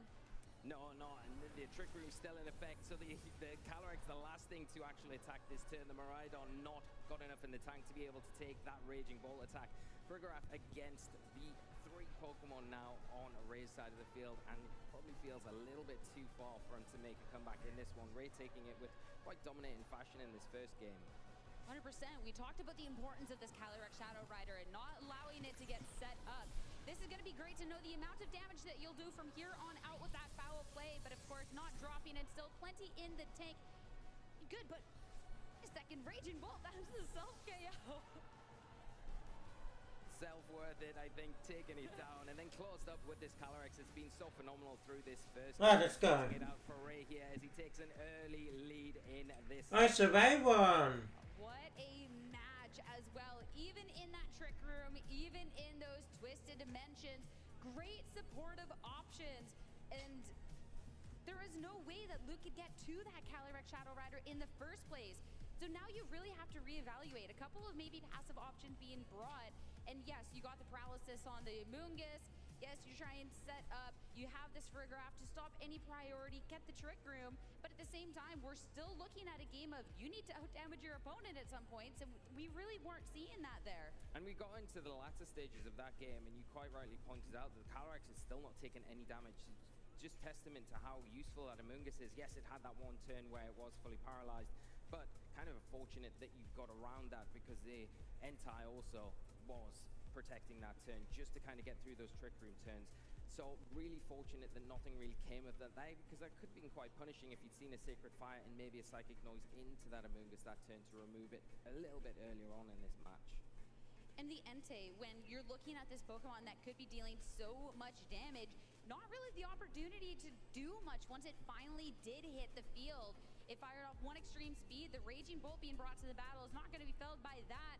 And then, sure, the Terastallization seems great, but being able to just go for these single target attacks at that point from this Calyrex Shadow Rider, that immunity doesn't matter anymore. It still has these other attacking ways. So Luke, it's going to be, he has to be careful in this next match, and I'm expecting something maybe a little bit more aggressive coming out. Yeah, I think the one thing is to go for the Terastallization maybe and get that Entei out a bit earlier, because if you can get it out a bit earlier and prevent the Calyrex from really setting up that the nasty plot, that's the half the battle, right? Because it's +2. Even with those Psychics, it's going to be hitting really hard, even if you go for that normal Terastallization. So you've got to try and put the pressure on early on, maybe utilizing something like your own Urshifu. It's very difficult to kind of weave into the 4 that you bring for Luke, I think, into this match. But it would be very useful, especially if you do see maybe that Calyrex go for the nasty plot, and you need that additional bit of damage to kind of hit it to knock it out, because you've got that security of the Focus Sash here, which can be quite useful in those situations. Outside of that, you've got to make sure that you have that electric terrain up throughout. If the Amoonguss is going to be something that Ray is really concentrating on, leaning on to help support that Calyrex. And the big thing is here, do we see maybe a little bit of a change up from our trainers? Do we maybe see the Rillaboom come out this time around from Ray's side of the field? Because that would be the thing that allows that Amoonguss a little bit more freedom to pressure things on the other side of the field and not be the only thing that can just say, I'm just going to redirect and maybe protect here and there. It would also push off that Trick Room mode. So I think that Ray did a fantastic job of going through that Trick Room mode. I mean, you're taking the KOs and you won the game in, but that extra security could be that difference between world champion or not. It's going to be on Luke to respond though, and I'm hoping to see a little bit more aggression here. Don't let Ray have all the fun here as we hop right back into the match. Game number 2, Frigoraph, Miraidon on the opposing end. It'll be the Amoonguss to support the Calyrex Shadow Rider. Yeah, the Electric Chain coming out, we've already talked about it. It is going to give you that alleviation against a Spore threat from the Amoonguss, but it is still a threat at the end of the day because it is going to be able to redirect. It frees up the Calyrex to go for that nasty plot here.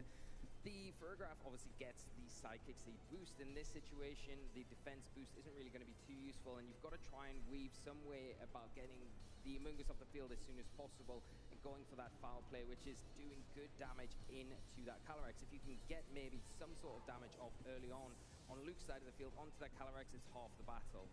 If you do think that there is the possibility of Rillaboom, a switch is great. And bringing the Entei out a lot earlier in the match, we'll be able to pressure on this next turn, as when you're staring down a Choice Lock Pokemon on the opposing end, I'm not necessarily too surprised to see Protect coming out from both Pokemon on Ray's side of the field. The Psychic Noise, Null and Void, and now how will Ray react to the Entei?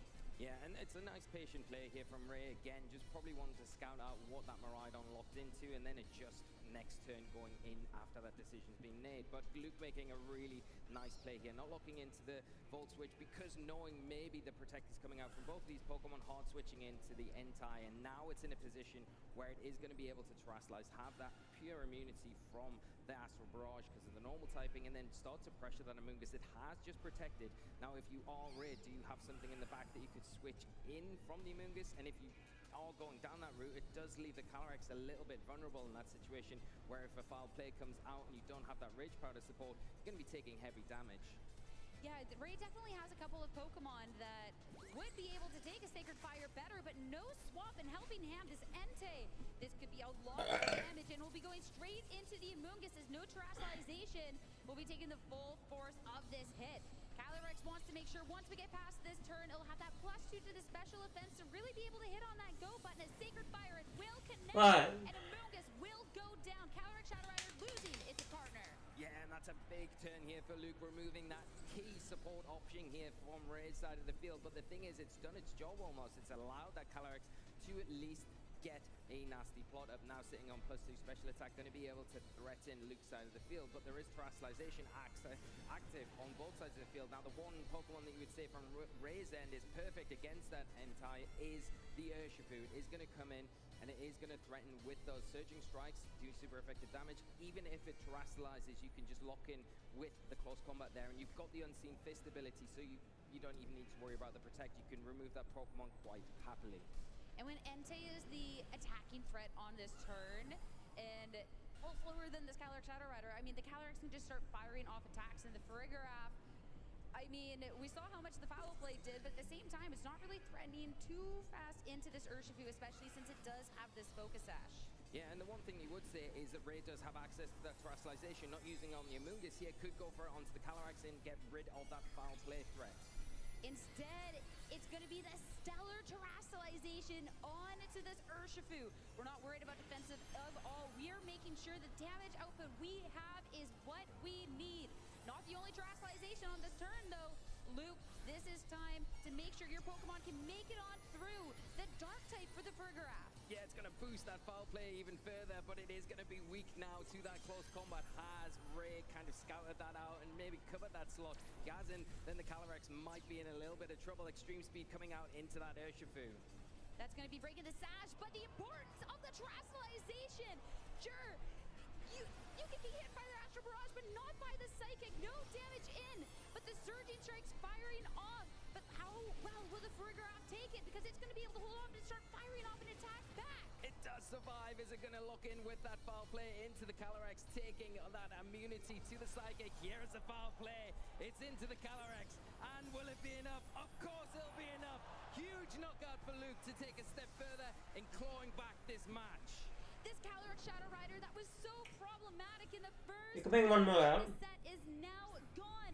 And 2 Pokemon remaining for Ray. The adjustment, the Rillaboom coming on out. But Luke in so much more of a commanding position the last time around, thanks to this aggression and the Farigiraf that we talked about how little damage it can do and proving us wrong. Huge terrestrialization. Yes, so surprising and a really great one because you do expect it onto that Entei. You think, okay, get the immunity from that Astral Barrage, but no. Luke pulling the Master Stroke there and really catching Ray off guard. Still got a number of Pokemon he can utilize. The Grimmsnarl going to enter the field and really give a little bit more alleviation because there is that threat now from that Stellar Terrestrialized Urshifu on Ray's side.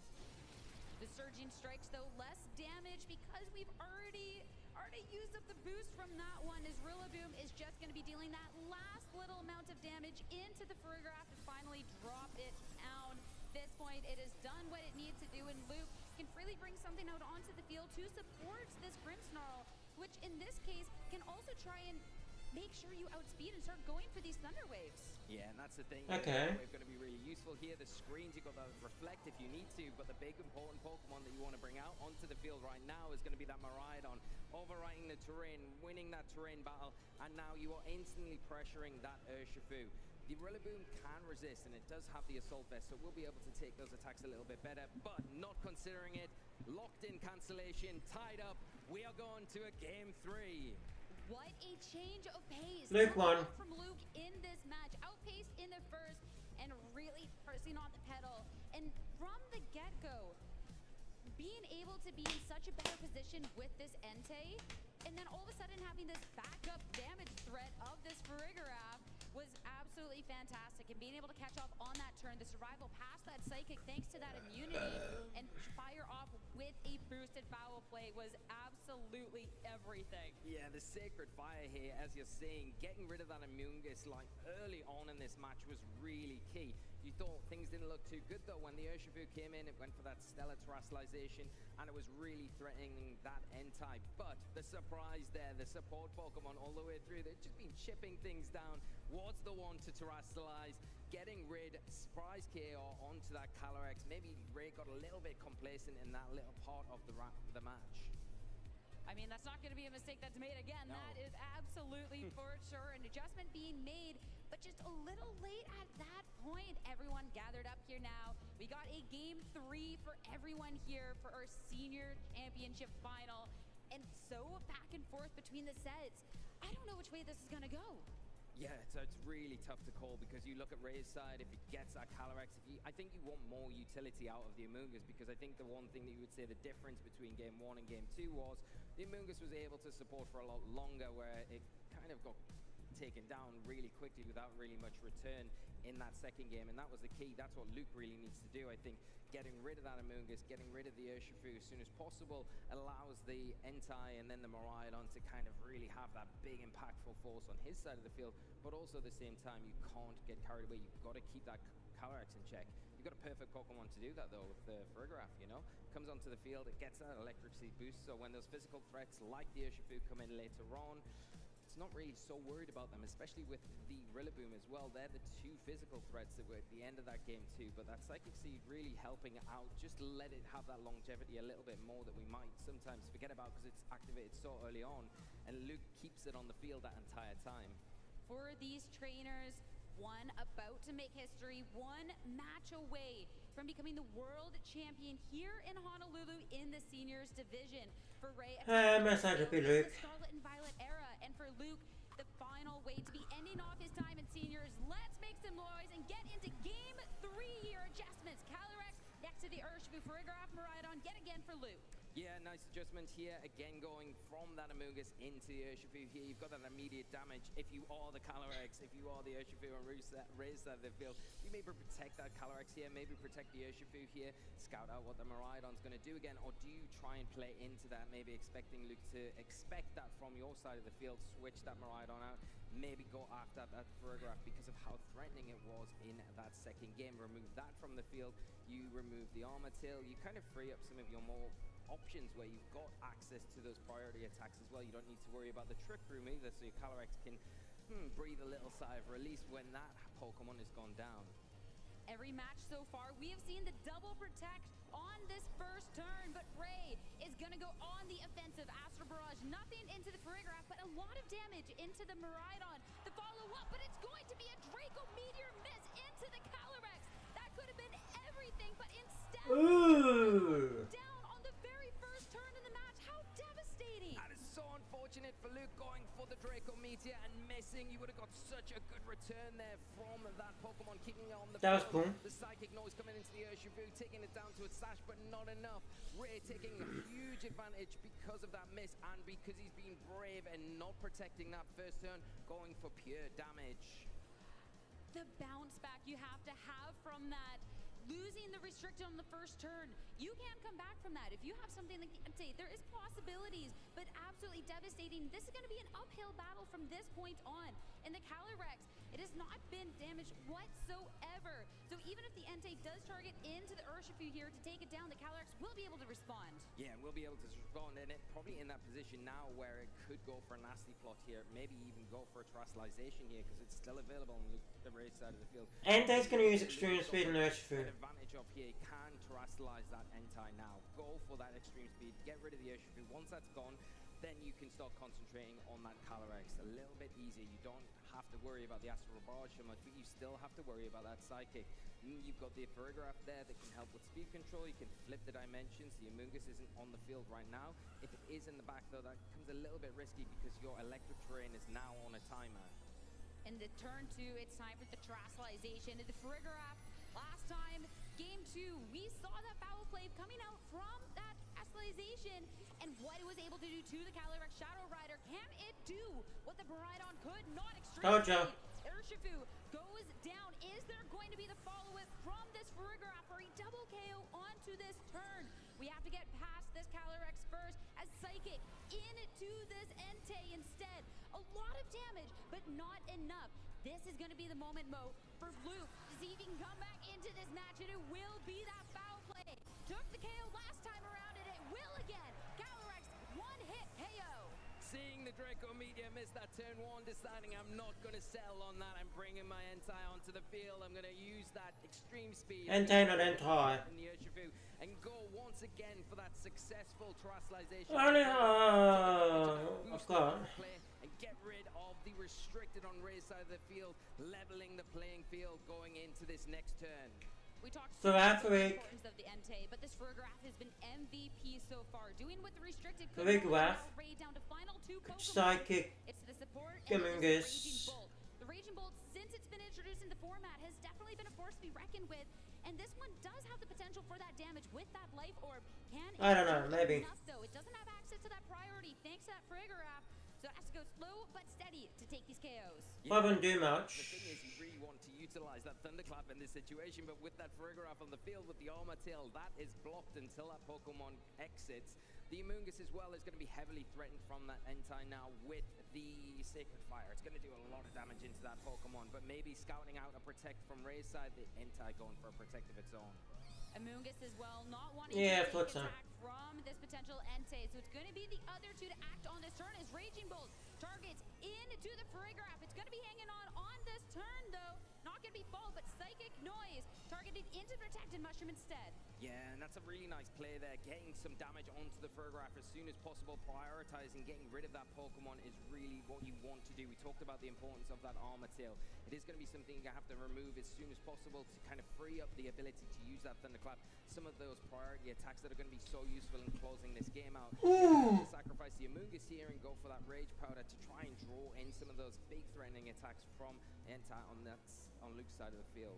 Notable, there is still Terastallization for Ray, so when the moment counts the most, we're going to be able to see the Sparkles come out onto the match. Not for offensive on that Raging Bolt, though. Instead, wanting to make sure that this Amoonguss can stick around as long as possible into that Fairy type. Trying to make sure if a Sacred Fire comes out, it's going to be helping out, but helping hand.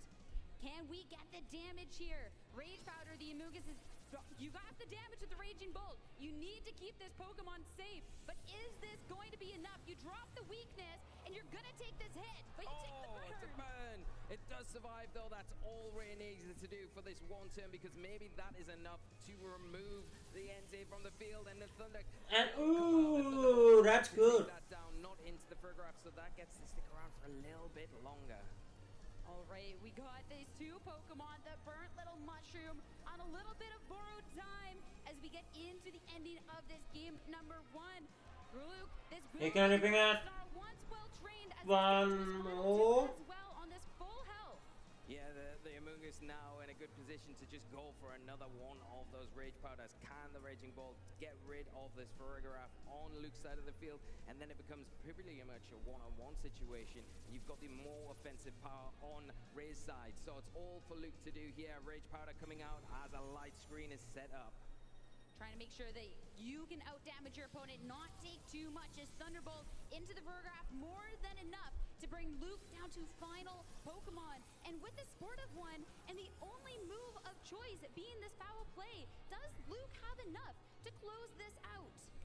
It's going to be very, very difficult. You'd say Ooh. the burn on the Amoonguss is really impactful here. But the big thing is the electric terrain has now disappeared. So that Grimmsnarl going to be susceptible to those spores. If the Amoonguss can get one of those off, maybe you take a chance to just protect the Raging Bolt one turn. Scout out that the foul play is going into that slot. Utilize the Amoonguss, go for the spore, but we're not going to have it. Instead, the forfeit's locked in, and with that, Ray Yamanaka is going I was wrong. world champion here in the seniors division. A thrilling back and forth best of 3 set, and in the end, being able to close it out. First year in playing now in Scarlet and Violet. First game, first generation, and a world champion. What a feat! What an accomplishment! Absolutely incredible from Ray from start to finish. It was a testament to his play throughout. It looked a little bit dicey after that game too, but he was able to kind of overcome that. Just well. And in the end, really capitalize on some very well-positioned Pokemon and utilizing the tools that he had available, like that Raging Bolt in the end game. Maybe one of those Pokemon that you think, are you going to bring it to this? Is it going to be that effective? But yes, it was effective. It was just what he needed in that end game. And the Amoonguss so pivotal throughout. Massively done. Huge congratulations to Ray and to both of our finalists. Honestly, that was all we could ask for in a set. There was so back and forth, all the drama on the thrills, a worthy world champion. The biggest of congratulations to Ray. And I mean, Ray had spoken about this being a tough tournament through and through, and Luke made him work for it in the finals, that's for sure. Yeah, definitely didn't make it easy at all, and the adjustment in game 2 was so great to see. The surprise thrustalization on the Farigiraf, catching Ray off guard, taking down that Calyrex was such an important turn. The big thing that you would say for Luke was very unfortunate going into that game 3. Pivotal turn with that Draco Meteor miss, because if that hits, things might have turned out a little bit differently there. It's so tough. You have these powerful attacks, but there has to be the drawback somewhere, and Draco Meteor, sometimes that is going to be your downfall. And maybe if we had even seen the aggression from the Farigiraf in the opposing slot on the first turn, but that's such a hard call, because at the same time, Back. Next should be the Masters. you can't just hey, maybe it won't hit, so I got to cover, because you still need to take care of the Urshifu. Finals. Absolutely hard. Then the closing ceremony. But for Ray to be able to bring this to a 3-game and win in this endgame was just phenomenal. Yeah, and I think as well, to talk about how Ray has trained his Pokemon, being able to take that helping hand Sacred Fire, pivotal in that endgame situation where it was enough to be able to protect that Raging Bolt and just enough time to allow it to remove the really key parts of Luke's side of the field and allow him to walk on and become a... Right, so I'll turn it off. The first game the first set that's gone to 3 here in our bracket, and so worthy. These two were both so deserving, and what a way for this finals to end. Truly speechless. There is so much, yet not enough to say about this. This was just absolutely fantastic, and seeing the adjustments from each game to next as Ray caught a little off guard by the aggression from Luke in game 2, and then game 3 being able to match it to be able to close it out was just wow. Yeah, it was very well done, and I think that's the thing where Luke was quite comfortable in that situation, saying, okay, I just need to get my Farograph into a position where I'm almost given a false sense of security in a lot of ways, where the Farographs, yeah, it's throwing out the psychic noise onto the Amoonguss or whatever is next to the Calyrex, but I'm not going to lock in with as foul play as you said, and I'm going to maybe choose Helping Hand here and there to try and get that extra damage boost, but then at the right time, just perfectly timed, was able to Terrasilize that Farograph and really capitalize in that moment. Just wasn't able to take that into game 3, unfortunately, but more testament to Ray in that situation, because really not faltering, kind of sticking to the game plan, utilizing the perfect tools for the job to get over the line with that Calyrex, taking the opportunity when it's presented to go for that nasty plot, get that +2 boost, which is so important. And although you're sitting in front of most of the time a Pokemon that is a normal type, right, that you can't hit with the Astral Barrage, so you think, oh, maybe if the Entei goes for that Terastallization, then I'm not going to be able to hit that either. But then you forget about the Psychic and how devastating that can be, especially when it's up to +3, +4. I mean, what a set, and I think it's about due time that we get to hear from our new Pokemon World Champion, and head on over to the stage to hear from Ray himself. I am here with your world champion, Ray Yamanaka. Congratulations. When you started your journey to Worlds, did you expect that this would be the result?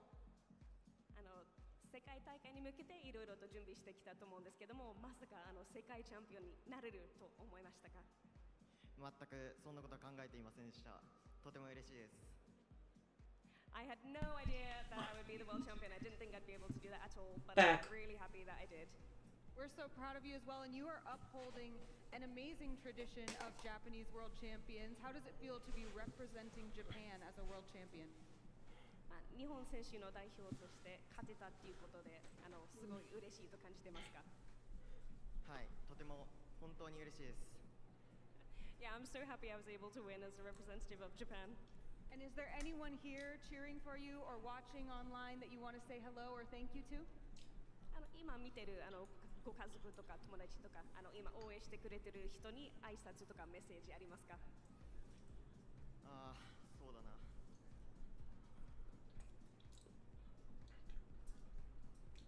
応援してくれた人たちに感謝しかないし、これからも頑張っていきたいと思います。I have nothing but gratitude for everyone who supported me on this journey so far, and I will keep doing my best in future as well. Thank you so much. Thank you so much for an amazing match. Congratulations one more time for your world champion. And that's not all. We have lots more Pokemon coming your way, don't we, casters? Over to you. Wow, what a phenomenal couple of finals we have had so far here on Championship Sunday, but we still have one more to show you. My name is Rose. The Masters. Joined by Lou Aktos Chromie, and we are so excited to bring you the Masters finals for the video game here at the 2024 Pokemon World Championships. We only have one more champion left to crown here at the 2024 Pokemon World Championships. It has been an incredible weekend of competition across all the amazing games we have here.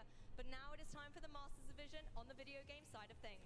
And if you've been enjoying the action that we've had here so far, then make sure that you are signed up to get notifications. You can do that by scanning this QR code to get some email updates. Make sure you subscribe and make sure that you are all in the know about what upcoming Pokemon events and live streams and all the good stuff at the Pokemon Center you have coming your way. You definitely want to stay informed of all of that epic Pokemon action. And speaking of action, the top cut that has gone through for these Masters Division players has been incredible. So let's take a refresher at the top bracket and how things have shaped up for our players. You can see our finalists here, Yuta Ishigaki and Luca Cheribelli, being able to be one step away from the world champion. What's amazing about this Top Cut bracket as well is we actually only had one player that had found themselves in a top 8 of a World Championships before, and that was Michael Kelshi. Looked so good being able to make it into that semifinals where Yuta Ishigaki surprised I think a lot of people. When you look at the matchup on paper, you think maybe Michael is the one that's going to be able to have the advantage there, but Yuta playing so well through that semifinal to get here. Likewise on the other side though, Luca Cheribelli, amazing player. Yes, I think both Luca and Yuta were so dominant in their top 4 matches as well, really going on the offensive and just being in command, total control throughout the entire set. As you can see, they were both 2-0 victories as well. There was almost nothing stopping them from getting into this final. But what stood out about both of them in their play in the semifinals was the fact that they are just so unafraid to make some big plays to try to get that advantage either early on in the game or really turn the tides in their favor. So I think we're in for a good one, Lou, as we get ready to go for the very first game of this final match of the competition. It's just kind of been an amazing journey to get here. I think that's the thing though, this World Championship was so coveted. We've been in Hawaii before, twice in fact, today being the 3rd World Championship here, and there's so much history being made, so much at stake for these trainers. The player pool was incredible. And now we're down to just 2 final competitors, and being able to see all the victorious successes and the heartbreak along the way does just show the journey that all these players have been through. And even though there are just 2 remaining, we've got to also kind of credit and remember all the players that battled them along the way to be here and earn their place at the World Championships. I mean, that's a great point, because we had 694 Masters Division trainers enter into the competition on the very first day on Friday. And the fact that it's just going to be Luka and Yuta left, that is a testament to itself. This was the biggest World Championships we have ever had, and it's also the very first one we've ever had with a single restricted rule set. You've gotten a chance already to see how that has played out for the juniors and the seniors division, but just in case you're tuning in for the first time, it means that we've got one very powerful Pokemon on either side that a lot of these teams have been created around. And it was a hot topic of discussion, right? You know, which single restricted is going to be the champion at the end of the day. And a lot of people were obviously talking about Shadow Rider Calyrex that we just saw in the seniors division as well, and we're kind of rocking the fit a little bit for that Pokemon choice, but it's not to be for the Masters division. That restricted Pokemon is either going to be Miraidon or it's going to be the Ice Rider Calyrex. And both of those Pokemon have definitely been towards the forefront of what we would consider the meta heading into this event. Ice Rider Calyrex alongside Shadow Rider Calyrex, very consistent in terms of the damage output that it can have. With a spread type 100% accurate move, you know that your damage is always going to land. Similarly for Miraidon, this is a Pokemon that has an enormous special attack stat, also a very powerful signature move, even though it is going to be single target. But also, how could you not love the purple dragon? I mean, speaking of signature moves as well, obviously the Electro Drift, so much damage coming down, but as you said, it's single target, so if you want to have those spread type moves, you can look right at the Ice Rider Calyrex, that Glacial Lance to deal so much destruction on the field. It's really hard to avoid those attacks, obviously, as well, because they are on the more accurate scale, of course, and doubling down into both the opposing Pokemon, if Chilling Neigh boosts get rolling through as well, it makes the Calyrex so formidable to deal with. So it's going to be a clash of the titans between not only the Pokemon, but 2 very esteemed Pokemon trainers as well today.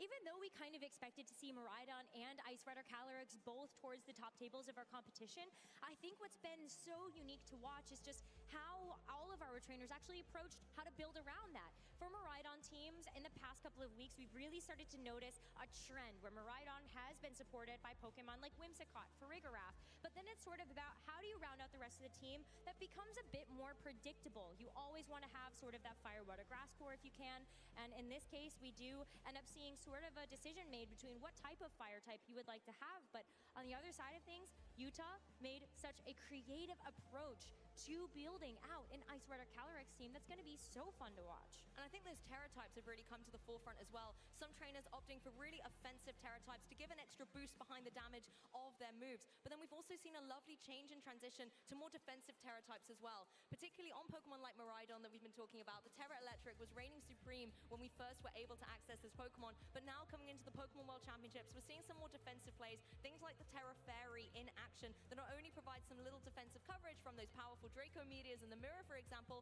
but also potential Glacial Lances. You're dropping that Dragon type, getting rid of your Ice weakness, and boosting a cheeky Dazzling Gleam as well. It is such a nice bit of coverage that you can have too. And we've seen Miraidon be able to close out games, kind of similarly to what we see from Ice Rider Calyrex being able to do the spread damage.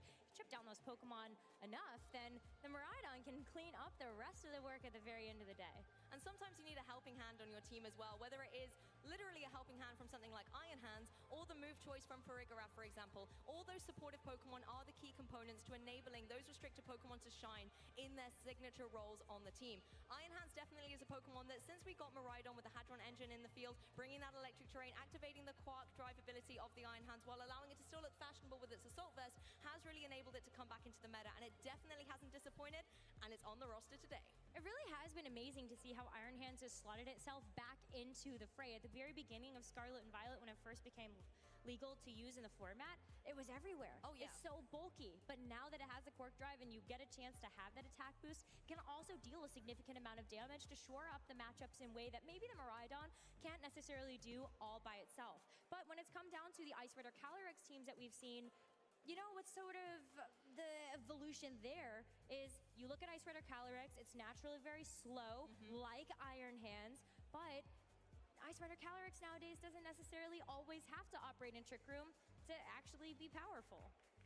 Well, sometimes the Pokemon can be slow, but let's pick up the pace here at the Pokemon World Championships. Let's introduce you to our 2 finalists in the Masters Division.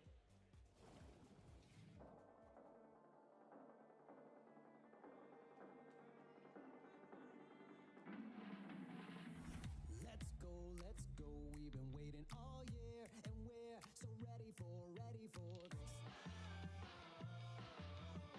We got some new tricks up our sleeves. Time to give them what they came to see. Let's give them something to remember.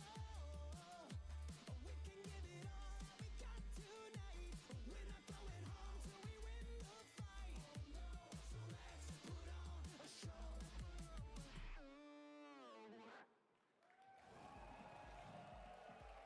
Let's get right into your video game Masters Championship. Welcome to the stage from Italy, Luca Ceribelli. So it's Masters.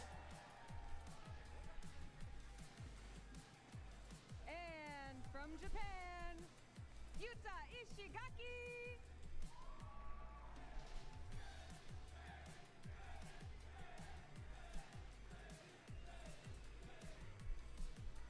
All right, we just have a few moments before the match, so I just want to know, how confident are you feeling? 今日の自信のほどはどうですか？まあまあですね。Decent, yeah. Great, simple answer, very good. What about you, how confident? I let the game decide. All right, that's a good answer too. Let's hear it for your 2 competitors. Do you want to see them play? I do too. Please take your seats. Casters, let's get right into this match.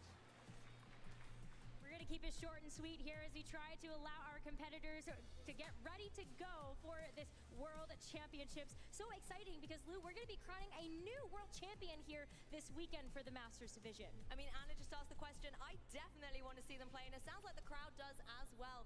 It has been such a journey for these trainers to be able to get through to the world stage, and both of them after that first ever world title for either of them. There can be so much history, so much at stake to be made here. And there's so much support for them in the audience as well. We actually have a couple of friends and family staying by with Sierra, so let's hear from them about their support for these competitors. Thank you so much, you two. I am here with friends of our finalists. A few words, so I'm hoping to dive a little bit deeper. I have Arashi Mari and Humahara. One question each. I want to know, do you think Luca is ready to become a world champion? I think so. Like, before the tournament, I knew he was one of the best in the world. I didn't know if he was the best, but like after seeing how he went from 3-2 in day 1, like winning 8 games straight against some of the hardest matchup for Miraidon, and then winning all the games in Top Cut, like right now I think he's the best in the world. Like if anyone can get it done, it's him. Has an opportunity to prove it now. That is for sure. Yeah, let's hear it, guys. We got to make sure we got a lot of noise in here for our finals. But of course, you know, I have to ask the same. But about Yuta, do you think ready to become a world champion? 同じ質問をします。お友達の石垣選手は世界チャンピオンになる準備はできてると思いますか？はい、本人に話を聞いた感じ、しっかり準備はできてるっぽいんで、みんなで応援して盛り上がっていきましょう。Yes, from what I heard from him, he's very prepared, and I hope that we can all support him and tell him to do his best. I cannot wait to get started with this final. Let's not waste any more time and head back on over to our casters.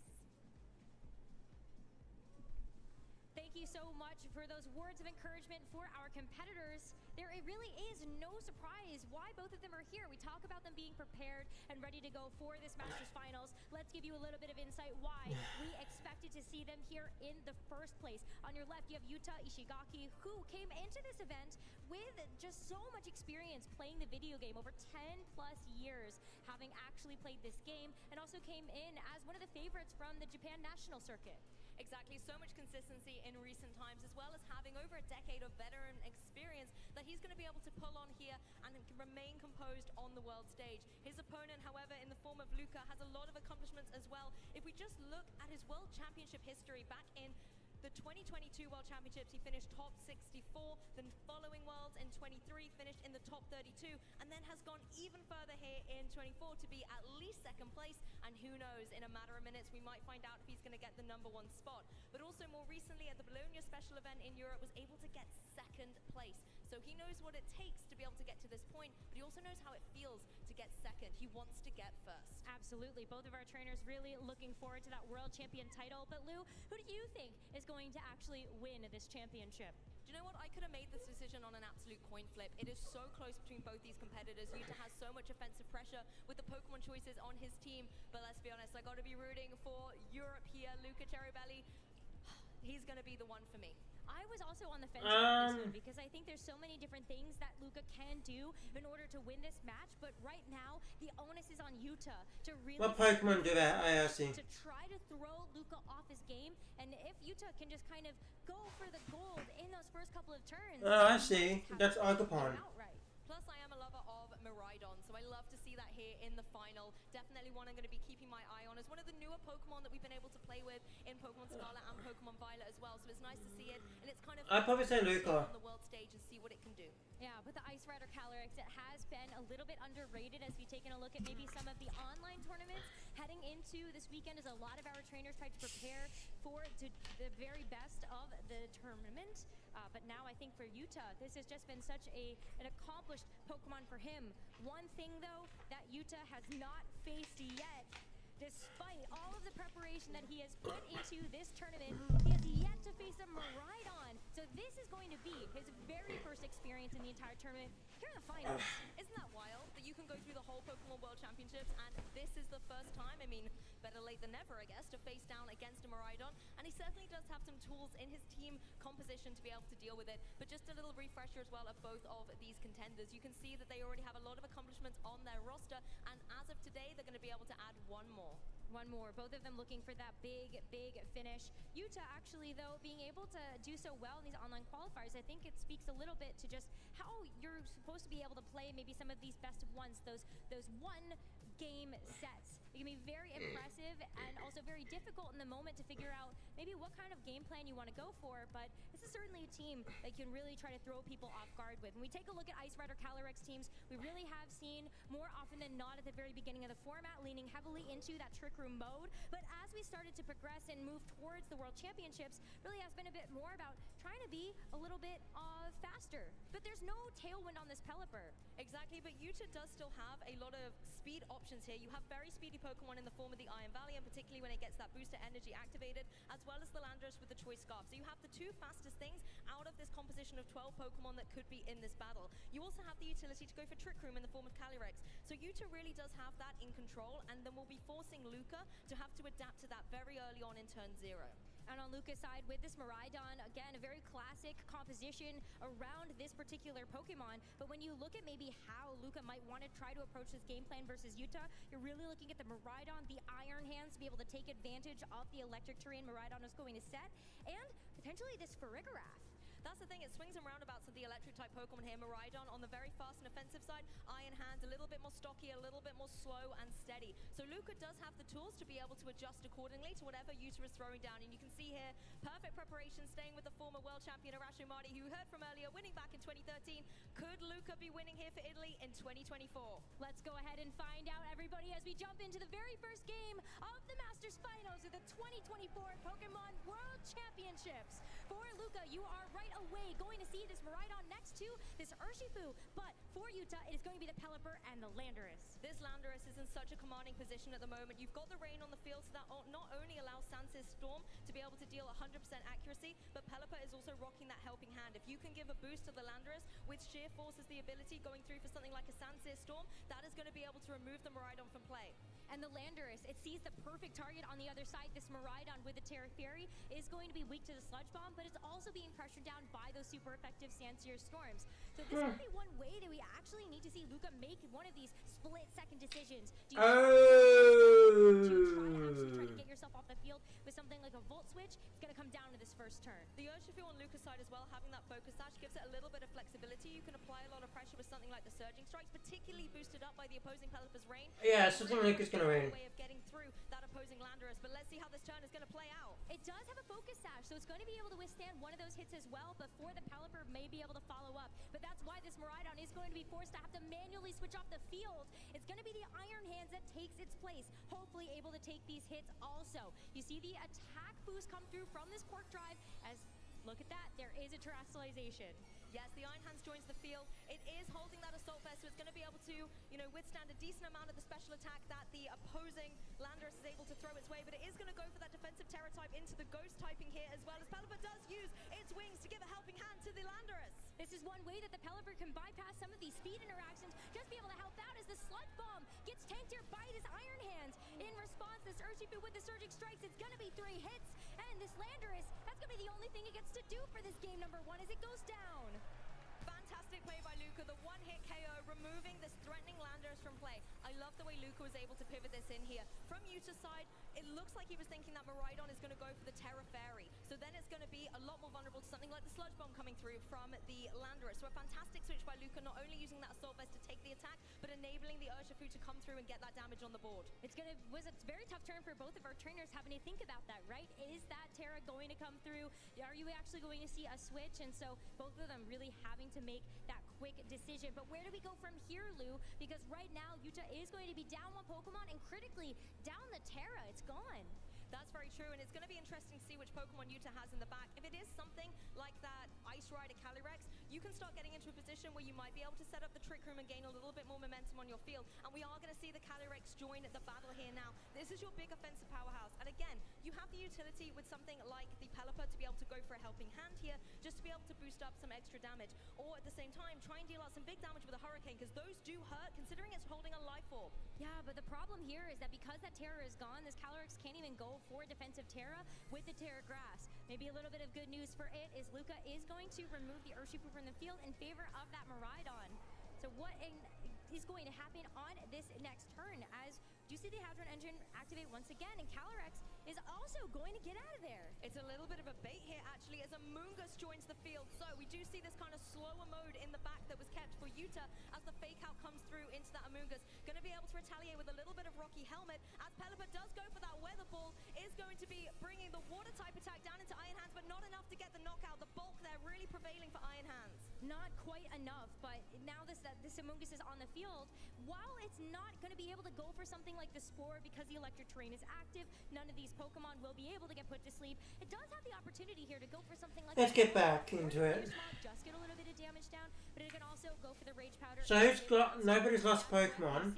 With this Pelipper switching off the field. This is what Yuta wants, though. You want to make sure that you have Alright. Calyrex next to the Amoonguss so you can provide that redirect. Yuta has set up with the Trick Room, but it's always a little risky switching in. And at least if the it's going to be just the Draco Meteor straight out the blocks here into the Amoonguss. That's gone. It does not have the redirectional support anymore. That's what I thought. Luke is gonna Out here for Luca as Yuta win. just like that is down to his 2 final Pokemon in this first game. The Wild Charge as well is going to have to be taken here by this Ice Rider Calyrex, and on the selected terrain, not only is he going to be able to get a boost from that, but you're also going to see that massive attack added in. The recoil, though, going to eliminate this Iron Hands from this game, but there's still so many more Pokemon that Luca gets to depend on. I mean, honestly, Luca has played this so well. Losing the Iron Hands is actually a benefit because you get the option to bring your Urshifu back onto the field, and it still has its Focus Sash intact. 2 more turns of selected terrain as well for Miraidon to play around. Pelipper also does not want to have to face it. It looks like that's the forfeit coming in from Yuta. Luca's going to take game 1. What an explosive start to this match as well. First, second turn, very, very difficult decision there for both of our players to make, and Luca was the one that ended up getting it right. Exactly. I think as well when you see the Pelipper in play, and we're so used to seeing Pelipper holding the Focus Sash, but the fact that it was there so vulnerable, you've got the Miraidon that's in the dominant speed tier, just able to apply so much pressure with any electricity it wants to throw its way. Things were looking very dire for Yuta. I have to say, coming into this match, Rosemary, you and I were talking about how turn 0 is going to be critical, and that's where the momentum is going to swing. And that's exactly what we saw happen here. Thought so. Helping hand, perfect. If this had been in a Terra Fairy Miraidon on the opposing side, this would have been a knockout here for Yuta and would have already gained so much momentum. But Luca not enabling that for him here, instead switching in the Iron Hands and getting the KO on the Landorus instead. Had it been the Sandseer Storm, you're still doing a critical amount of damage to both Pokemon. And so it's a little bit hard to kind of consider, maybe would that have been a bit more to go for in that first turn, so you know that you can break the focus sash on that Urshifu and also just start to chip away at either the Miraidon or this Iron Hands that switched in. I think you make a very valid point there actually, because as you've said, if the Iron Hands comes in, yes it is still holding that Assault Vest, but it is still not going to appreciate taking a Sandseer Storm, and you know that you have the accuracy as well with Pelipper on the field. So going into this game too, considering that Luca is now just one game away from being the champion, if you are Yuta, you have got to do everything you can to stop him in his tracks. Make sure that if you are bringing those powerful Pokemon like the Landorus, for example, that you're making those turn calls correct. We did not get a chance to actually see Trick Room get utilized in that first game. Wonder if that is a strategy that Yuta could potentially rely upon in order to get an upper hand in some way. We don't necessarily know how the Iron Hands and the Calyrex Ice Rider would fare against each other, whilst they are both considerably on the lower side of that speed. But one option that you could see Yuta try to rely upon. I would almost like to see the Calyrex coming out here with the Pelipper. You can provide some support with the Rain here as well as being able to go for something like that Weather Ball, deal some big damage out on the field and enable Calyrex to get that Trick Room set up. You can also support with very powerful offensive Pokemon like the Landorus to try and get a knockout while Calyrex sets up. And you also have Amoonguss for redirectional support. Lots of options, but let's see what the trainers have gone for. Well, there's going to be an adjustment here from Luca as we do get a chance to see this Ogerpon, Hearthflame, and the Miraidon. But here for Yuta, it is going to be that Iron Valiant finally making an appearance on this stream next to his Landorus. Yuta is not slowing down, instead going on the speedy side here. You've got the Iron Valiant on the field. With the boost that it's going to get from Quark Drive, now it's going to be extra speedy, and you have the Choice Scarf on this Landorus. Iron Valiant's going to be the fastest thing on the field.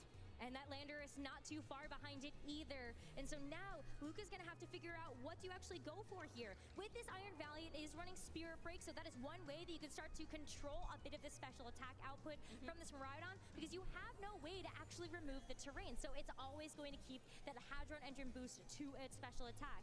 The other thing that you have, though, is if you really want to, you can consider trying to switch something in or go for coaching. There's a lot of options here for this Iron Valiant to provide in terms of support. It's got to be tempting to go for the Spirit Break, though, to kind of force the Terrestrialization on the opposing Miraidon, but then Miraidon has that redirectional support with the Ogerpon next to it to be able to provide that redirection. You do see the Terrestrialization come through, though. It has been forced. There is no Dragon type on the field anymore. A pure Miraidon here. Something like a nobody's lost. A significant chunk of damage. It's going to be some redirection coming in for the Ogerpon, just going to save it from taking a Spirit Break and luring its special attack. Well, the Spirit Break into the Ogerpon is going to do just a little bit of damage, is resisted though, and that special attack drop not going to matter on this physically offensive threat, but it is going to be the Sludge Bomb follow-up that gets the knockout at the end of the day. But the most important thing is that this Miraidon is going to be alive, and also with full HP to go for the Volt Switch into the Iron Valiant, which is a one-hit knockout. You've removed one big threat from the field here, as well as enabling Luca the opportunity to now adjust and switch up the ball position. The Volt Switch will mean a Pokemon has to come into the fruition, but then because you have had that other partner removed, you can also bring a second Pokemon into play. It's going to be the Iron Hands. Iron Hands, Quark Drive. Once again, boosting up that Quark Drive and boosting the attack of the Iron Hands. Oh boy.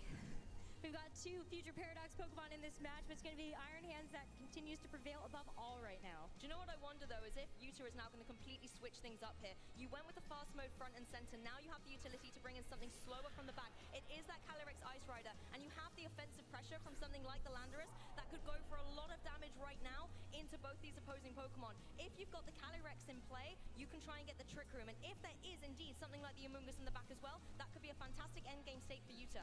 It could be, but there's not really a great way to remove this Miraidon before it can potentially get a decent amount of damage out. You look at the Landorus with this Sludge Bomb, and it's not necessarily guaranteed to be enough for a knockout in a lot of cases. So if there's any little bit of extra damage that could come through, maybe this Calyrex is able to withstand another attack. It's why this Terra is going to be so important to have preserved for something like this Ice Rider to have a defensive capability. I almost wonder if the Terra on the Landorus could be good as well, though, because you know Fake Out's in the field with the Iron Hands, you're locked into Sludge Bomb, and you're going to be able to do a significant chunk of damage to the opposing Miraidon here. If you do indeed go for something like the Ghost Terra, then you can avoid being hit by that Fake Out. But the Grass Terrestrialization is also a key component. A lot of decisions here for Yuta. A lot of decisions and not a whole lot of time to do it, as he is down a game in this set. one more win here, and Luca's going to become your world champion. So it comes down to this. The Ice Rider Calyrex going to take on that grass terastization. He's going to have to hope that it can get through and survive some of this damage, and that this Trick Room is going to be the exact environment that it wants to be in. But as there's going to be a fake out here, this Ice Rider Calyrex is not going to be able to get a chance to move as a Slud Bomb in return. Definitely not enough to knock out this Miraidon, so it's free to go for another Draco Meteor, another one-hit knockout, and that is going to be Luca one step closer to becoming the world champion. No stopping Luca at this point in time. You needed the helping hand to be able to get the KO with that Sludge Bomb. It just wasn't enough without a critical hit to completely deactivate this Miraidon on the field. Fantastic play from Luca here, and you see the Amoonguss coming in as well. The last two remaining Pokemon for Yuta in his bid to become the world champion. Trick Room is not in play. Lucas still has one Pokemon he can put out. For a little bit of redirection, you know the opposing Miraidon is now locked into that Draco Meteor. It's had its special attack dropped, so it's not going to be From what I doing can as tell. much damage. Yeah, and if you are able to actually get this Yeah, he Trick Room does. set up, then it is going to be an easier way to try to get through this Miraidon. You have the speed in your control, and you will be able to start dishing out some of these Glacial Lances. As Miraidon does go for a Draco Meteor, though, into the Amoonguss, it's going to do a decent amount of damage. And no redirection coming through here. Instead, just the natural double target from Luca into the Amoonguss. The hands on. The Iron Hand's going to take a little bit of recoil from the Rocky Helmet, but critically, Yuta still has two Pokemon remaining on the field. It did not go for the redirection. It goes for the Pollen Puff. Has Calyrex's back. And if Calyrex is going for the Trick Room, it flips the match on its head. Now the speeds are going to be in control potentially for this Ice Rider Calyrex, but we have to see how it's going to fare against something like this Iron Hands. Iron Hands is definitely a Pokemon that can be trained to be very, very slow, and in some situations can indeed match that Calyrex in form. So we're going to have to see exactly how these trainers have trained their Pokemon in terms of speed and who is going to be the faster. Amoonguss really sitting on borrowed time here. There's no other Pokemon to switch out with, so the regenerator ability is null and void. And because the electric trainer's on the field, you cannot go for any spores. If anything, Amoonguss here needs to maybe, I think, only go for the redirection. You've got Clear Smog, but I don't think that's going to do too much. Although into the Miraidon, it might be enough. It might be enough, absolutely, but Amoonguss and Trick Room is going to be the first to move. Iron Hands is going to take a very pitiful amount of damage there, and as it goes for the Drain Punch now, it is going to get a little bit of recoil thanks to hitting into the Three down. Calyrex as well, so able to get a little bit of damage back. This could be indicative of how they are trained indeed. Of course, Amoonguss does go down, and now Calyrex has the utility to go for that Glacial Lance. Instead, however, it's high horsepower. I mean, that's one way to do it. You get a KO, and you will get the Chilling Neigh boost as well, but Miraidon is yet to move. It is yet to move, but it is at -4 special attack. So it may be, as long as this is not going to be a critical hit, it is going to just do a little bit of damage at a time. Now that Miraidon is at -. Who do you think he's going to bring in? Farigiraf is now going Farigiraf? as that fourth and final here for Luca.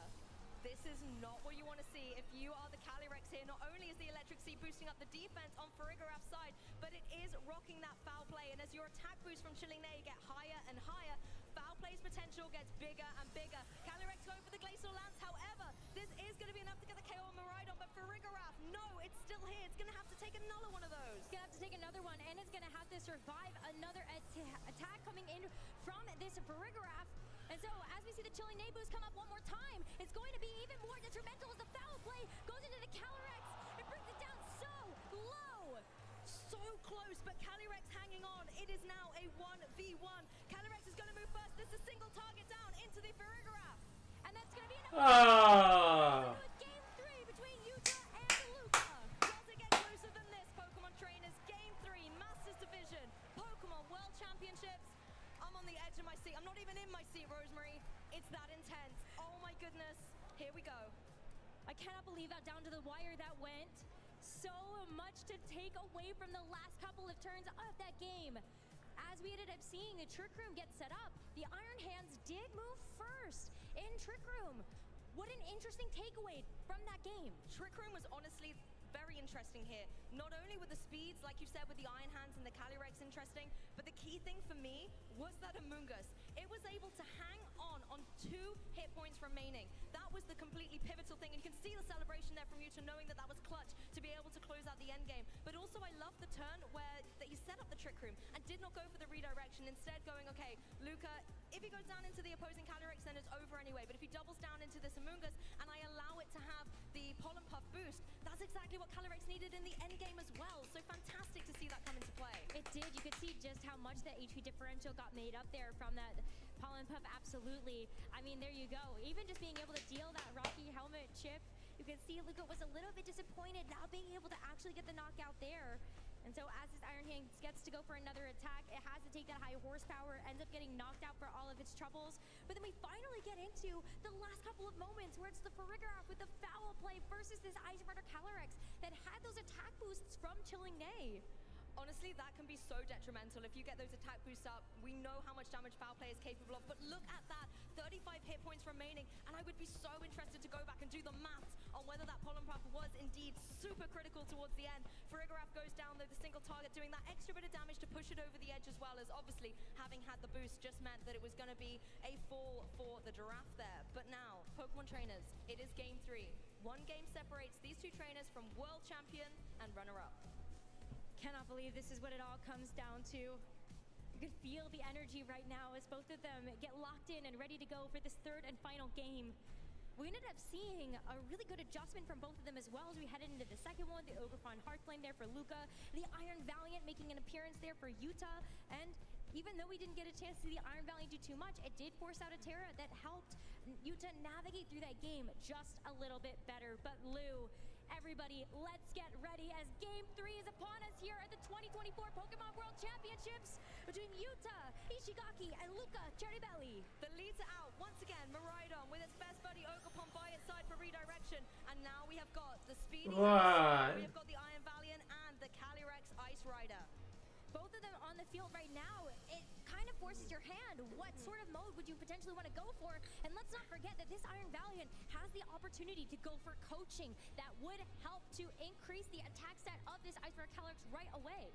I mean, if you go for the Terra Grass as well on that Calyrex Ice Rider, you're in a difficult spot here. It means you will resist the electric type attacks from the opposing Miraidon. Draco Meteor will be neutral, but you are fearing that opposing Ogerpon. If it wants to go for that fire type Ivy Cudgel, it is going to be dealing a huge chunk of damage.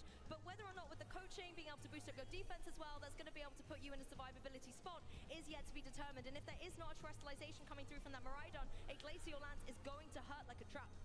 It will. So I think it comes down once again to what's going to happen on this very first turn, as we do see the leads on the board. Do also continue to think about Trick Room setup in this moment. I wonder. Exactly. Trick Room has the capability here, and really, Yuta is in, I think, Luca's head. What's it going to be? Redirection coming through from that Ogerpon, drawing in all of the attack potential, maybe something like a Spirit Break, but instead, it's going to be that coaching coming through. And as you can see, Calyrex is going to be gaining the attack and the defense that is not redirected by the Follow Me. But the Draco Meteor into that slot, it's not going to help you with that with your special defense. But this Ice Rider Calyrex does hold on as it gets to set up the Trick Room. Now the speeds are very, very interesting. The Iron Valiant in a little bit of a detrimental position, but you could always use this opportunity to switch something in from the back, or let the Iron Valiant go down, be happy for it to be KO'd, and allow it to try and go for something in return here. You could always maybe switch out with something like the Amoonguss, maybe just get some Rocky Helmet damage here, but for me it's about the Calyrex. In this situation, do you actually go for a Protect and allow one turn of Trick Room to allow for a ball position switch from that Iron Valiant, or do you just go for the Glacial Lance? I think you just have to try to make the most of the attack boost that you've been given, right? You may not necessarily be able to get a big knockout onto this Ogerpon, but also depends on maybe how these are trained. But at the very least, you've scared away this Miraidon.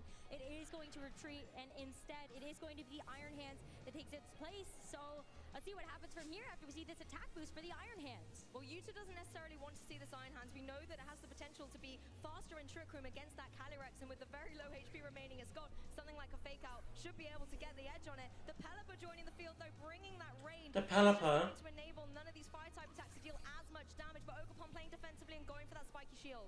Spiky Shield means that you are actually going to have it on the field a little bit longer. It's going to deny a boost, another boost to this Ice Rider Calyrex's attack, but as it's going to be the Iron Hands that has to take its place. It has the Assault Fist. It doesn't necessarily have a way to boost up its defenses, so that's over 50% it's going to take from a single Glacial Lance. If I'm the None of them have lost Pokemon. Do you go for the Fake Out into the Calyrex, or does the Calyrex protect? And then you wouldn't go for the Fake Out into the Pelipper, because if you leave the Calyrex unchecked, another Glacial Lance is going to do a huge chunk of damage. But if you leave the Pelipper unchecked, something like the Weather Ball is going to hurt going down into the, or a Hurricane even, into the opposing Ogerpon. That's why we're going to see the Amoonguss actually end up taking this Pelipper's place instead, and the Calyrex smartly protecting itself so it doesn't have to Good move. Fake Out. Mega does go into the Amoonguss though, so now that you see that come through, it's going to be a little bit more Rocky Helmet recoil and the Ivy Cudgel going into the protected Calyrex. I really like this play by Yuta. It's sacrificing a turn of Trick Room to switch up the ball position because now Amoonguss going to be the slowest thing on the field. It can go for something like the Pollen Puff and how that Calyrex regenerate a little bit of HP, particularly with the Rain in play. It gives it a little bit more defensive support, or at the same time, you can go for that redirection. You know that the Iron Hands only has single target type attacks, so you can draw them in. Obviously, the Ogerpon, however, being a grass type, is not going to be affected by that Rage Powder, so it makes things difficult. It does make it difficult, meaning that if you try to redirect away something like an Ivy Cudgel, or even just a Woodhammer, this Calyrex is already not going to be sitting at a very healthy amount of HP. So as you head into this next turn, we are going to end up seeing a Terrassalization first, and let's see what it's for. Nice to see it a little bit later in the game, but it is indeed going to be on the Ogerpon here, dropping its grass type and just becoming a fully fledged fire type in this Rain on the field here, trying to maybe use that embody aspect to boost up the attack stat and get rid of this Amoonguss. Would be nice, but the Amoonguss going Nice. to means it's going to work because it did get rid of that grass typing.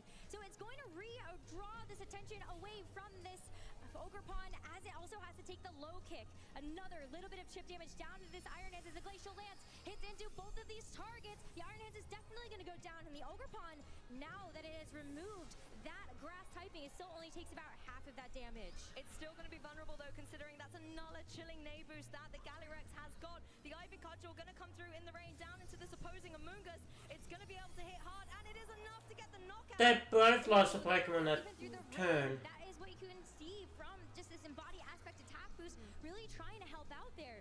It allows Yuta to bring in something else, and this Calyrex in Trick Room is still going to be one of the faster things on the field, but it's going to be the Farigiraf now that's going to take this Iron Hands' place.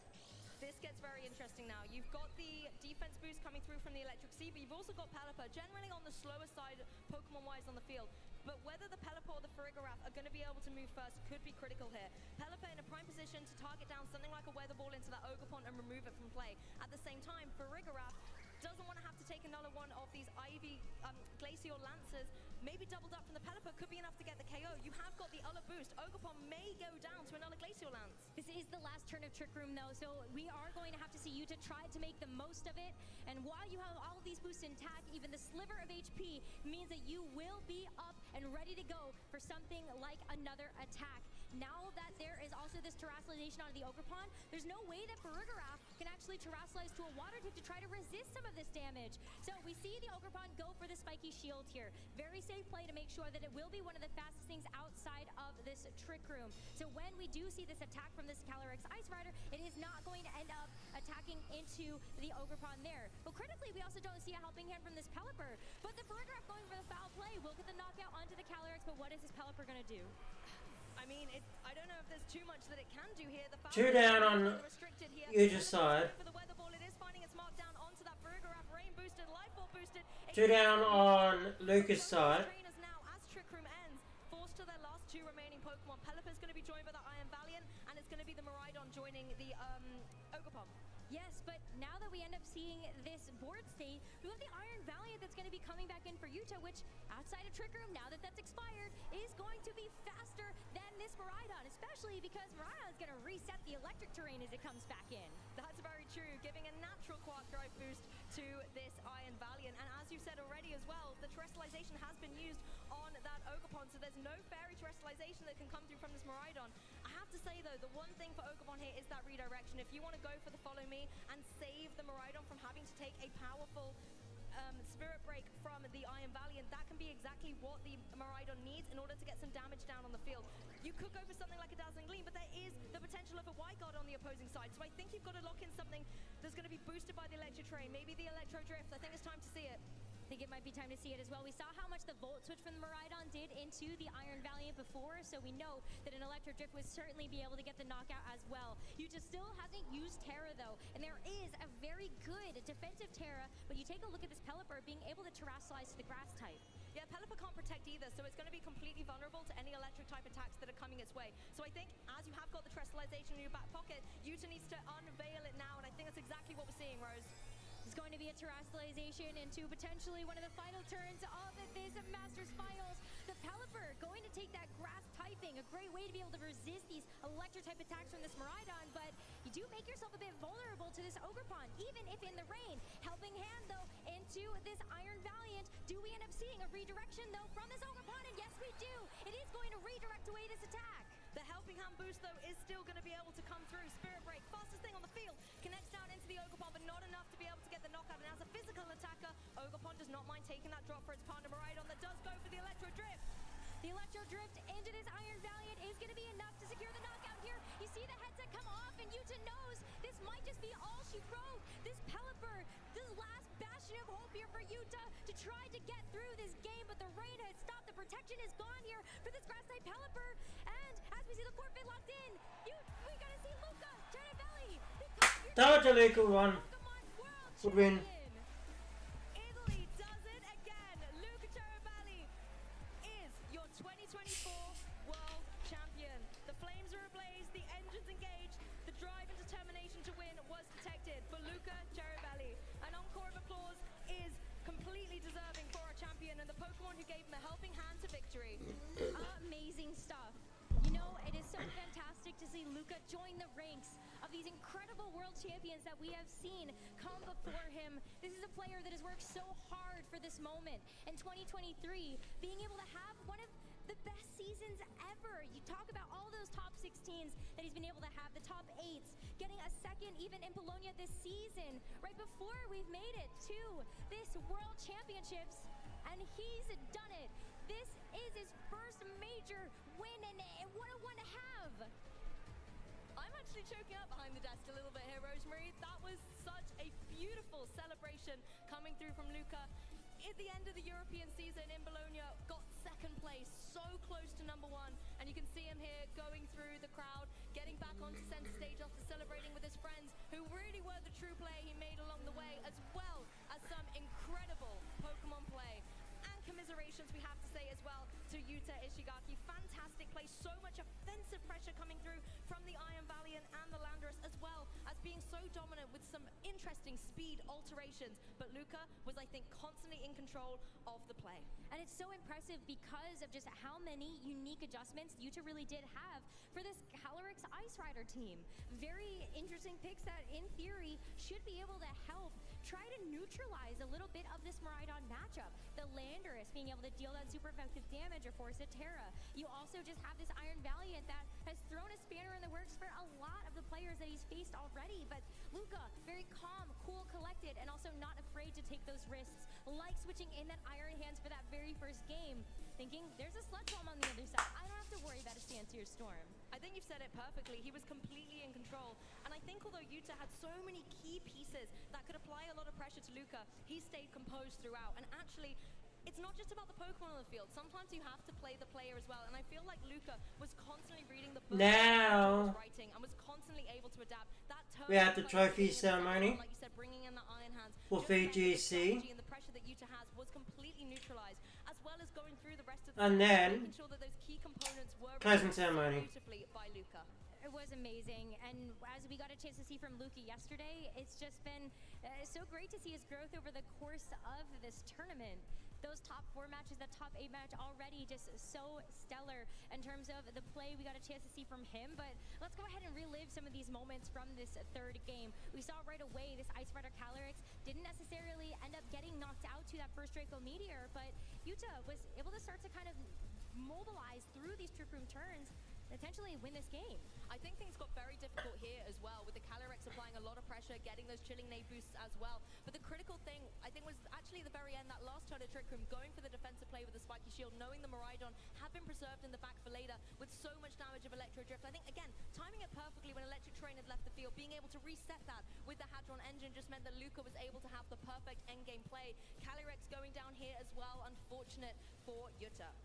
Was very unfortunate there, but I think also just Luca being able to play through these Trick Room turns and preserving this Ogerpon was so important, despite the fact that he ended up terrestrializing it to this single fire type and actually removing its capability of being redirected from this Amoonguss.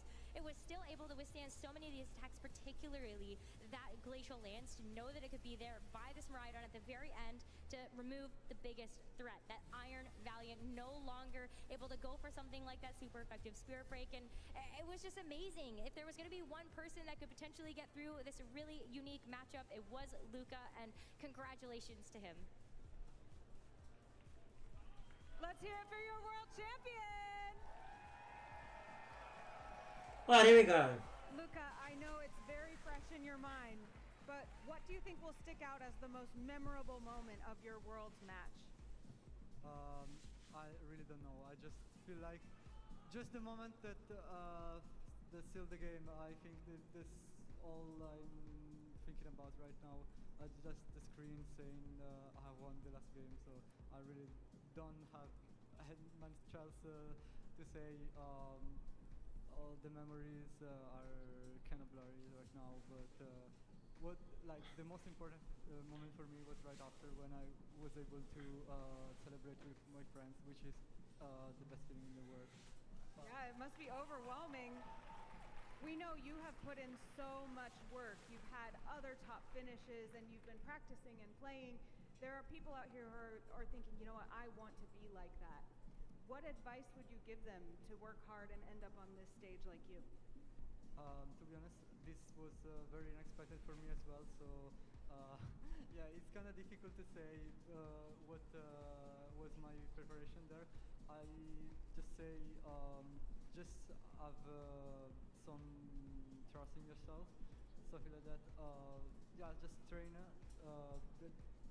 and like I can assure you, with the right friends, with the right preparation, with the right support beside you, everything can be possible. That's great advice. Believe in yourself, practice hard. And there are a lot of people out here who believe in you as well. You said you were celebrating with your friends. Anyone you want to say hello or thank you to right now? Well, if I'm gonna go name for name, we're gonna be here till tomorrow. So shout out to my friends of Il server and all the Italian community. Thank you so much. Thank you for your support and congratulations again, Luca, your world champion. Now don't go anywhere. We have some trophies to give out. But for now, back to you, casters. Such a deserving champion. What a series. The entire day has been nothing short of fantastic. That was so back and forth, Gabby. It really was, and you could tell that both these trainers were just leaning in on those predictions for that end game. That was such an exciting match. I would have loved to see Calyrex Ice Rider win, but that was such an amazing game played by Luca and his Miraidon. Thoughts, guys? Because honestly, I was out in the crowd for that, and everyone just losing it when Luca won. Yeah, it was just absolutely incredible. So happy for Luca after seeing him kind of progress through this season, the top 8 at EUIC, getting so close in the Bologna special event, and then coming into this event and just having an absolute amazing showing coming into the final against such a hard opponent as well. And at times it looked like he's back against the wall and there wasn't really a way out, but really just staying resolute throughout and just getting over the line in such dominating fashion. Yeah, I'm really happy that we got a game 3, right? That's, I feel like as casters, that's our big wish we're always hoping for, is to get to that pivotal game 3. But between both of them, we saw the fast modes, slow modes. It's very fitting that Miraidon wins its first world championship in the Scarlet and Violet era that it's eligible for. So I think Miraidon was the real big meta call this weekend. Come on, wrap it up. And he got rewarded in the Masters division as well. Not even just the meta call for this weekend, but from the get-go, the second we had Regulation G, trainers were on this Pokemon from the start, electrifying win at the very first regional. It hasn't really slowed up from there. There was definitely good contenders along the way. Ice Rider almost did vie for the title, and even throughout the different championship matches that we got to see a variety of Stricted really pushed together. I mean, Calyrex Shadow Rider as well had a fantastic showing here. It really did, and it goes to show you that even if the metagame feels like it's in a position where, oh, only Calyrex Shadow Rider will win, oh, only Miraidon will win, there's a lot of opportunities for innovation, and we saw a lot of unique Pokemon picks, such as that Iron Valiant, such as Iron Treads from our juniors match, Joe, to try and capitalize on the fact that Miraidon was going to be one of the more powerful ones here. Yeah, I mean, we've got a couple of quirky Pokemon across the board, because I never expected when we were looking at Regulation G an Iron Valiant to be in the grand finals here, which is absolutely fantastic and putting up a really good showing to make a run with a Pokemon that maybe people didn't necessarily expect to, and make it to the finals is nothing short of amazing. But Luca did such a good job in kind of weathering that, and out on top, and just really good positioning. The Iron Valley and the Spirit Break, especially in that end game, didn't really get to do too much.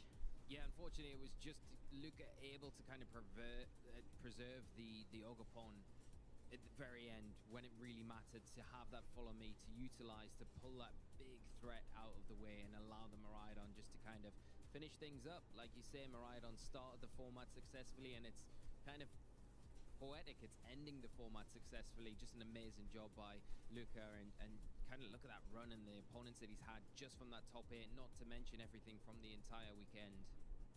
Yeah, and I do think big credit to, I think Lee pointed it out, the thematics of having 11 years later an Italian champion facing off against a Japanese finalist. It's very poetic to see here.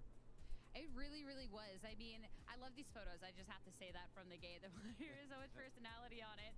But even when we're looking at kind of the trends and kind of like what's thematic and stuff, Joe Brown, I know that you're always about those fun facts and those stats. I am a big fan of fun facts, and for those who like to know useless information, they keep track of the Pokemon that win the World Championships in the Masters Division every single year. So we go back counting from 2009, and Utah unfortunately did not get Amoonguss that 4th victory. So Amoonguss is still tied at 3 for the most World Championships in the Masters Division, with Incineroar, Salamence, Thundurus, and Cresselia. But other fun facts: Whimsicott, 2nd World Championship here for Luca. Iron Hands, 100% win rate, 2 for 2 on Shohei's team and Luca's team there.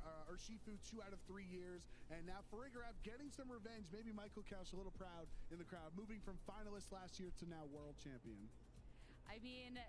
Kyle, someone that maybe next year, because these runs back-to-back have been insane. But for those individuals on that list, not everyone can take that championship title, but you definitely have a nice chunk of change in your pocket to make sure that you can make the trip out to next year's World. Yeah, not only do you get your invite as well for becoming a semi-finalist here at the World Championships. I don't know about y'all. I know we don't know where we're going yet, but I would hope that the prize money would be enough to afford a very extravagant trip to wherever Worlds will be next year. Hey, you can get some plushies. You can get yourself a nice dinner with your friends after this weekend. Enjoy your time. Yeah, Luca's buying tonight. Yeah, it's a good day to be friends with Luca, everyone. But there's so much at the championships, and I know the money. It's absolutely great, but being able to be a world champion after this weekend, getting that trophy, that's the real prize here. For sure. And what's some great memories as well. We've seen this throughout all of the video game championship finalists and champions, with all the family there supporting them, all their friends supporting them. What a moment for these trainers. It's fantastic. Even Luca was saying, like, this moment of jumping off the stage, very cheered him. Fantastic. It's those moments, isn't it, that you always remember when you think back to those World Championships, when a champion is crowned and they come on the crowd, and you've got all of their friends and family around them and kind of celebrating together. It's just a magical moment, and this one is going to be immortalized now. Luca is the 2024 World Champion. It's incredible to see. So happy for him, and obviously everyone that is around him, supporting him throughout the tournament. Yeah, I think nobody's going to forget him jumping off stage with the fire going off. Very iconic, similar to Sejun's spin move, right? Everybody remembers that from his victory, and I think it was just so cool. Immediately understanding not only was this a big win for him, but for his community, for his friends, really, appreciating, being happy with himself with the victory, but also knowing the people that have helped get him to this position as champion. Definitely one of my favorite moments, if not the top favorite moment. But of course, we want to make sure that we can hear about your favorite moment and share it on Shoals, what you thought of this weekend, who you're cheering for, what you enjoyed, and from every facet of the Pokemon World Championships, because we only get to cover a little bit of what's here in Hawaii, but it has been a great weekend overall. There's still a smidge more for today, though, because of course we have our trophy ceremony over on the stage with Anna. Thank you for wrapping up. Wow, Championship Sunday really has been something to remember. You all came to watch the show. None of our trainers went down without a fight. I want to say a special shout out to everyone who played at events this year. Locals, regionals, internationals, and of course at Worlds. You are the reason that we're seeing such high caliber professional play here at Pokemon. So give yourselves a round of applause.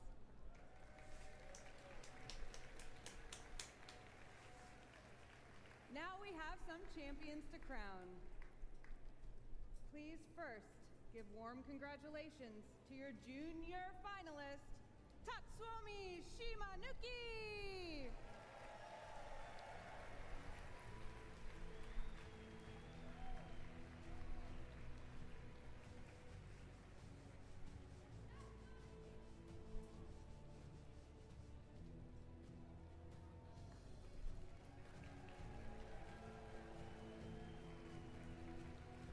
And now, let's hear it for our video game junior champion, Kevin Hahn!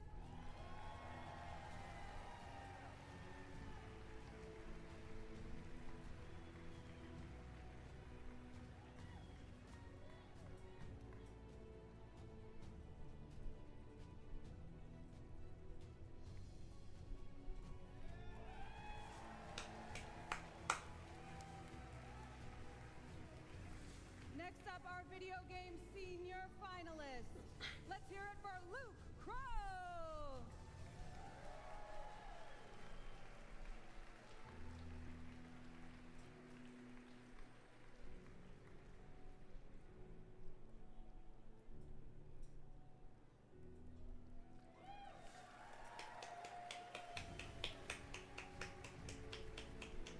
Next up, our video game senior champion, Rei Yamanaka!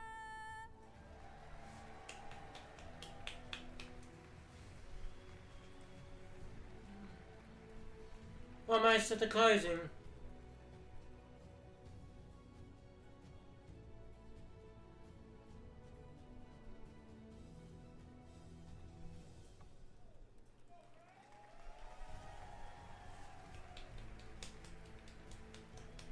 And now for our Masters. Final two trophies. Your video game Masters finalist is Yuta Ishigaki.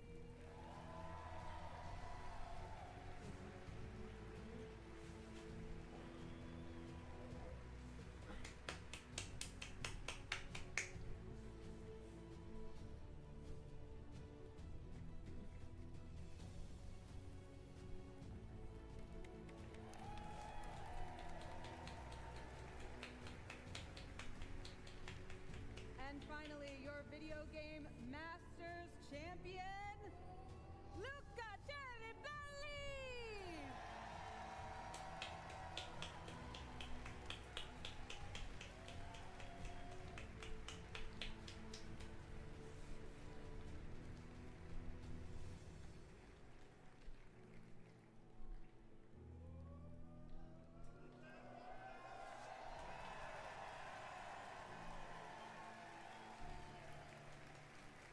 And now one big final round of applause to these top trainers of the Pokemon 2024 World Championship!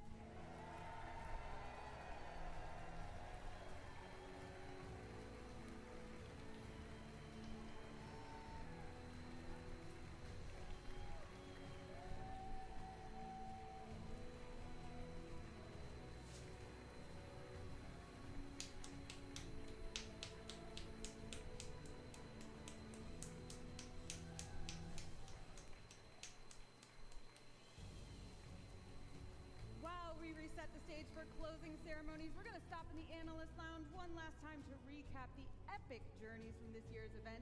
Don't go anywhere because closing ceremonies will be starting very soon. And of course, we have some special announcements. What announcements? All right, there Guess you what it's going to have be it. next year, Our obviously. champions have been crowned. The World Championships has almost come to a close. they are preparing for an amazing closing ceremony up on the big stage with some announcements that you are not going to want to miss. I know they are really good because they refuse to tell me what they are. Hi, everybody. I am Jake, aka Spraggles, your resident content cowboy here. I am joined by Scott, Ross, and Butters. We're going to be talking about Unite, TCG, VGC, and Pokemon Go, everything that happened this weekend while we get ready for those big announcements. Why don't we talk a little bit about VGC? Hey, I think everyone probably just enjoyed a great show there. I don't know if we've ever had a better Championship Sunday in the video game. Sometimes we get some strange matches when players get a full night to prepare. One side has a little advantage over another. Not the case at all this time. We went to 3 games in every set. Very much in doubt toward the end. Shout outs to our Junior Division World Champion with a 5th place International Championship, followed up by 2 firsts and winning Worlds. Almost won every big tournament in that division. Senior Division match, super close. Maybe a Draco Meteor connection away from a championship. And in that Masters Division final we just watched, so close toward the end there. Iron Valiant, valiantly coming up with a runner-up finish, and just an excellent win there by Luca. Unfortunately, Yuta just unable to break the curse of Japan never, ever winning on odd number years. That is one of my favorite weird facts that we have about it, but somehow it still reigns true. Tell me a little bit about TCG. Well, in TCG, up until now, we did have a nice little pattern where every 6 Worlds tournaments, Japan gets the win. We had a Japanese player in the final. Unfortunately, Shinosuke was unable to take the win here. What we had instead was Fernando Cifuentes' Iron Thorns deck, which a lot of people were not taking seriously coming in. Bit of a meme deck, bit of a joke deck. It's not got the best matchups. Matchup roulette is a phrase you'll hear a lot with it. And actually, if you can get all the way through the World Championships to the final and win, you've probably got pretty much good matchups across the board. Fernando proved everybody wrong. And Red Drago coming in, that's the deck to beat. 4 of them in Top Cut, didn't even get to the final. Wow, amazing. Tell me about Pokemon Go. I know there's a lot to talk about, not just what happened with the championships, but there's more information that you guys revealed. Oh yeah, I'm buzzing right now. This is the best day to be a Pokemon fan of the entire year, in my opinion. Actually, scratch that. Best 24 hours for Unite to be a part of that as well, because those sounded epic. And on our side, we had a trainer literally go from 0 wins in 2023 to the hero of 2024 and become the world champion. That is Yakai right there, our first ever APAC region Pokemon Go champion. And then Inadequates, he is one of the most consistent trainers in Championship Series, but he's also What's this for? probably the most talented team builder and team composition reader there is. He is able to read the opponent like I have never seen. Unfortunately, Yakai was the only trainer that he was unable to read, and Yakai was able to 3-1 him today. Martel Galde also put on an amazing performance with Whimsicott. I know we saw that in the VGC, but you don't see that much in Pokemon Go, so that was pretty epic. Lurgan Rocket, Out of Pocket, our North American International Champion, PvP David, and Rocha Babyface. We had an awesome Championship Sunday. I gotta ask, they had never won before and they won the entire thing. Yes. That's amazing. Yes, I mean, they qualified 2 years in a row. So they had to qualify through the APAC qualifier. So they did do well in that. But in last year's Worlds, they went 0-2 and 0-4. They didn't win a single game. And this time, they didn't drop a single match. Going all the way through the winner's side of the bracket, Inadequates was unable to reset the bracket. So literally 0 to hero. It is an amazing Pokemon journey. That is incredible. I mean, that makes me feel like maybe I could win. You know what? I think I can't, actually. Pokemon Unite was absolutely insane. We had another sort of number streak that was broken. We have only had a victor from North America. Both of our world championships were won by Luminosity. This year, day 1, the former world champs knocked out of the tournament. Early in the day, we found out that we would not have a 3-peat champion on our hands. In fact, it was going to have to be a region that had never made it to a grand finals before, which was pretty exciting. There were a few regions everyone had their eyes on. One was Japan. They have looked insane all year. It feels like Unite is exploding in Japan. The players are getting incredible, and Fennel was a team to look out for. We also had this early team. Unite is boring. Team to qualify through Worlds the entire year. They were I dropped off team to beat. straight up. Fusion starts making their way through the tournament. Once it They released. end up getting knocked out by the underdog team, the Dark Horse, the team that so many people counted out. Zora Tigers Gaming from It's just League of Legends with Pokemon skin. all the way through the bracket to the grand finals and face off against Japan, which is Fennel. Japan put on an insane performance. Congrats to everyone who made it. Championships in dominant fashion. They won 3 minutes. 3-0 3 minutes, everyone. They didn't end it with a period, but with an exclamation point. They are the world champions without a doubt. It was an amazing weekend, a new region on top. The former world champs not even in day 2. It was very in Pokemon Go, we had the same thing. Our former world champion got knocked out in day 1. How did your guys' world champions do throughout this tournament? We had a bunch of world champions that we were tracking throughout the weekend. Tord Reklev was 1 match point away from making it into the top cut. Diego Casaraga, your 2017 champion, was very, very close. We saw Vance Kelly in day 2. We had a bunch of former world champions having good runs. They all fell a little short. But I've got to ask you a question, Sprags, while we're here. This is the question. You know what the question's going to be? I do, yeah. Did we have any Mammothswine on stream this weekend on Unite? So, last year this question was asked, and I said, no, of course not. Mammothswine is not good enough. This year, Mammothswine won the world championship. Every time I looked at the screen, every single time, I see Mammothswine, my boy, plodding along. I saw Night Mammothswine. I saw Christmas Hat Mammothswine. That's right, yeah. I saw the Mammothswine that looks exactly like me with a hoodie and headphones and a baseball cap. Oh, made my day, that did. Hey, TCG was good, but I like me some Mammothswine. Another 0 to hero for Mammothswine, right? Didn't win any games last year. That's right. This year wins the entire thing. That's right. Mammothswine, a Pokemon that everyone has loved in Unite, never found its place in the meta, and now all of a sudden is the biggest thing. And I really do think it's because of your question last year. I think that was huge. People were watching and they went, there will be next year, Ross. Yes, absolutely. Tell me a little bit. What happened with the champs? I mean, we had a wide variety of champions. We're just throwing them at the bracket as quickly as we could. Every world champion who played on the stream in day 1 lost, so maybe we were the problem with the stream. We needed to stop showing them. We did have both a reigning world champion and well as a former world champion. About a minute left. To the top 32 of the tournament. Both of them lost that round, and that was kind of a story of the tournament. I think a lot of our big names, our tournament favorites, really struggled, and it created a window for a lot of fun new players. Despite the big names not doing so well, I think the quality of play has really never been higher. So I think everyone's probably looking at this tournament and thinking, oh man, I'm really going to have to work next year if I want to compete with these guys. About 30 I would love seconds, I believe. Boys about Mammothswine all night long, but we have the closing ceremony ready up on the big stage. Take it away. Well, that's day.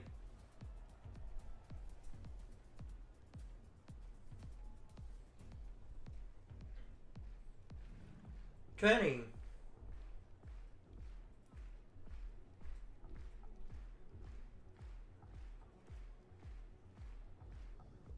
Ten, 9, 8, 7, 6, 5, 4.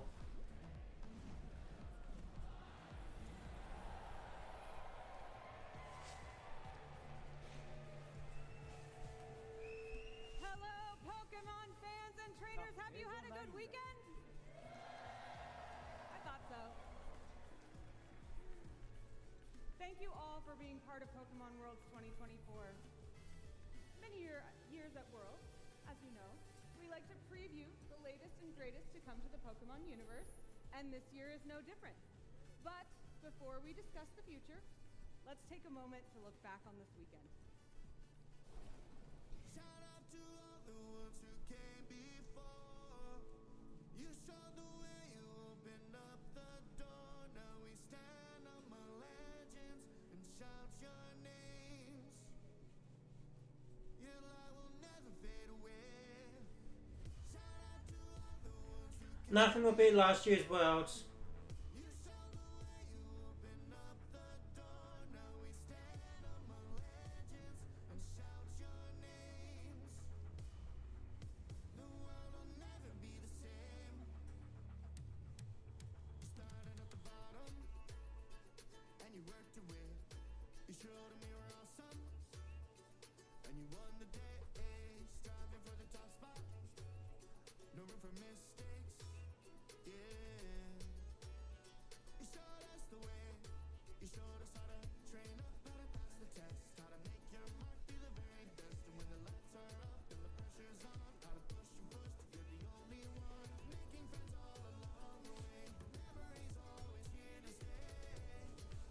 I say that because Japan went all out for him.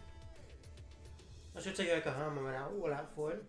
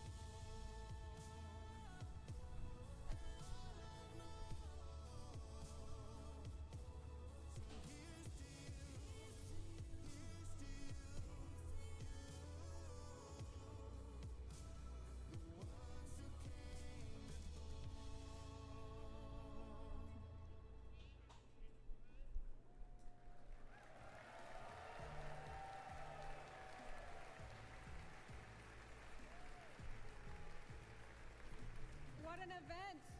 The memories from this weekend will be treasured. I know I personally am so proud to be part of this with all of you. Now, we have some news and updates to share. Here we go. To present those, please welcome to the stage the president and CEO of the Pokemon Company, Mr. Tsunekazu Ishihara!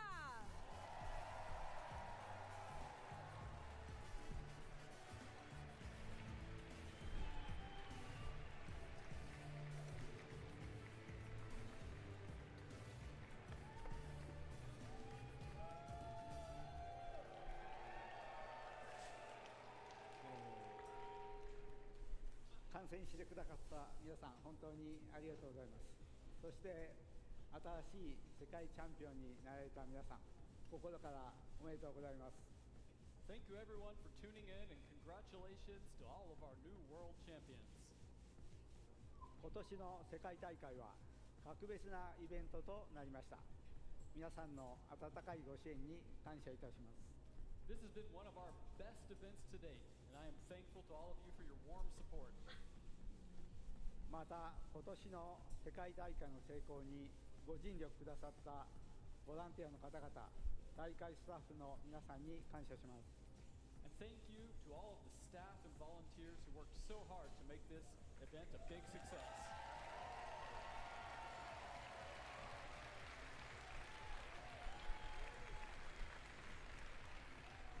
それではこれからポケモンの最新情報をいくつかお伝えしましょう。 Now, I would like to share some of the latest news for our Pokemon games.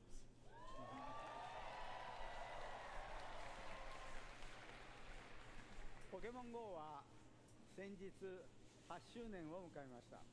Pokemon Go recently celebrated its 8th anniversary. その間、 2 seconds. より豊かなゲームに成長していくのを私は目の当たりにしてきました。地元の公園で友達と一緒にレイドを楽しむ遊びから最高レベルの競技プレイまで誰もが Excuse the background noise. 幅広いゲームになりました。そんなポケモン GO に新機能がまだまだ追加されます。It has been exciting for me to see how full and rich the game has become, with something for everyone, from friends raiding together in local parks to the highest tiers of competitive play. And there are still many more new features to come. では予告をご覧ください。 Here is a preview. Starting with Pokemon Go to beat a Dynamax. I'm assuming.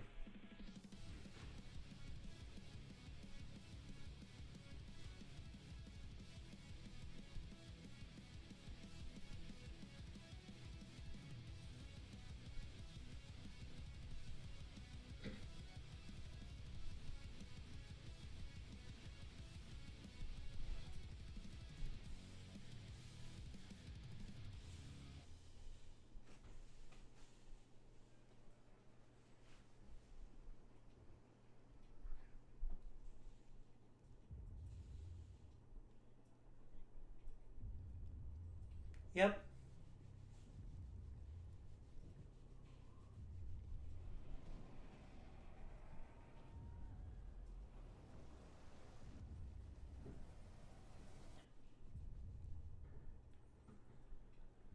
Obviously Dynamax.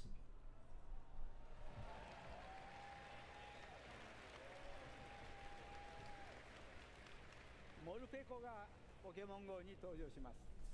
スペシャルアタックを使ってバトル中に姿を変えることができます。 So Morpeko is coming to Pokemon Go, and it will have the ability to change its form within a battle using a charged attack. Yeah, I guess. のバトル環境にどう影響するのか楽しみです。 We're very excited to see how it may affect the Pokemon Go's competitive environment. さらにポケモン GO の世界に新たに巨大な新機能が加わります。近日中に公開される続報をお楽しみに。 Additionally, you can look forward to something gigantic coming to the world of Pokemon Go. Please stay tuned for more details soon.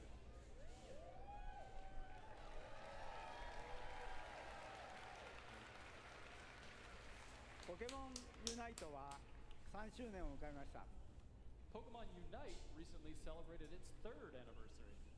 そして現在アクティブで情熱 Oh, it is 3 years 的な old. コミュニティが築かれていることに感謝の気持ちでいっぱいです。その証が昨日の決勝戦にも現れていました。 Yeah, it's okay. 一昨日に発表された500点選手の新モードは今後の戦いに大きな影響を与えるかもしれません。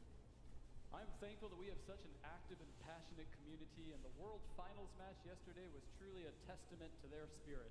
And the new 500-point mode that was revealed the other day may have a role in future competitions. さて、ポケモンユナイトの最新映像はこちらです。 Here's a sneak peek at the next updates for Pokemon Unite. Yes, I have PDP.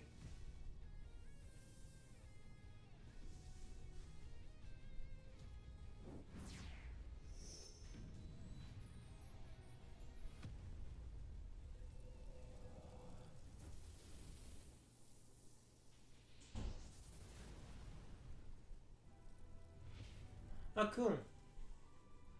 I thought that was already known.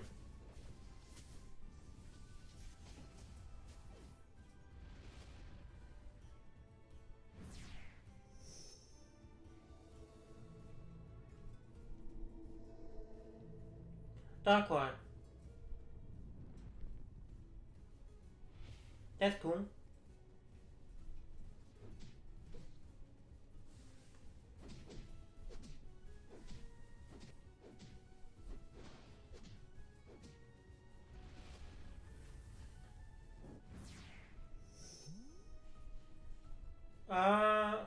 Pikachu. Psyduck.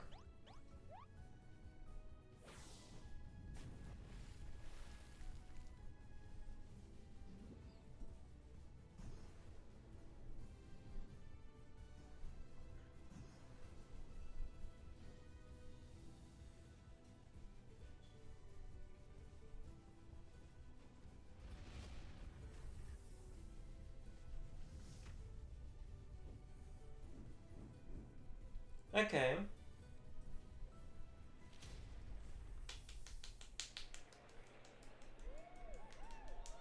Glen Alma, Darkrai, コダックが参戦します。近日中公開される続報をお待ちください。Armor Rouge, Darkrai, and Psyduck are preparing to dive into the action. More information will be coming your way in the near future. Please stay tuned. 次に今年 Good question. ポケモントレーディングカードゲーム Which one is your all-time favorite? をご紹介します。 And now, please take a look at this new trailer for this year's upcoming title, Pokemon Trading Card Game Pocket. It's a trading card game. Probably Scarlet and Violet at the moment.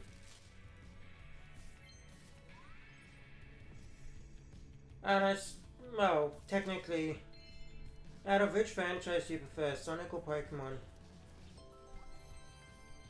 I like both.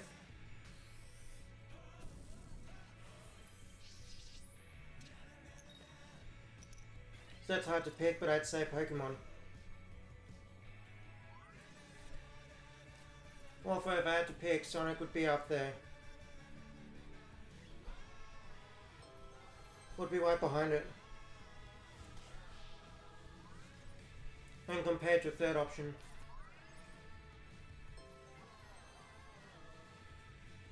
You can already pre-register for that.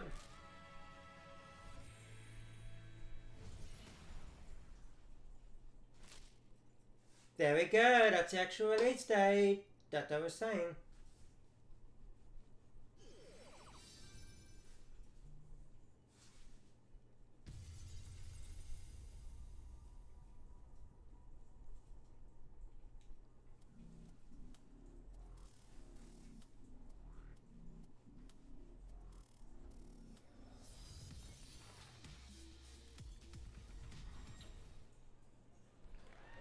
Only things left is VGC and next year's location. 1996年の発売以来、世界中で楽しまれているのがポケモンカードを集めることです。手軽にポケモンカードをコレクションする楽しさを新たなデジタルフォーマットでお届けするのがポケモントレーディングカードゲームポケットです。 Players all over the world Yeah, there would be. enjoying collecting Pokemon cards since their debut in 1996. Now, Pokemon Trading Card Game Pocket lets you easily collect Pokemon cards in a new digital format. 本日からアップストアと Google プレイで事前登録ができるようになりました。この秋、皆さんにポケモントレーディングカードゲームポケットを遊んでもらえるのを楽しみにしています。 Trainers can pre-register now via the App Store and Google Play, and we're so excited for you to have the opportunity to play Pokemon Trading Card Game Pocket this fall. You could, before they announced it was able to do that. 続いてはポケモンカードゲームの最新情報をお知らせしたいと思います。 Next, we'd like to share some news about the Pokemon Trading Card Game. こちらの映像をご覧ください。 So please have a look at this video.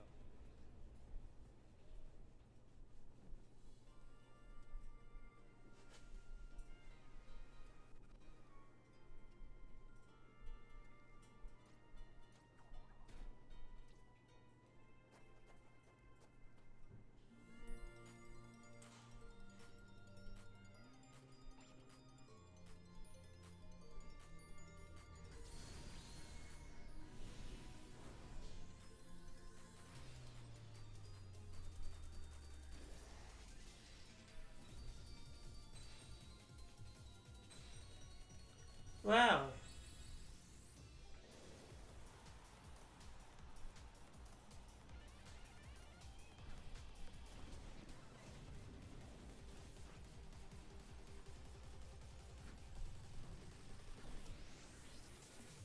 They're doing trainers Pokemon.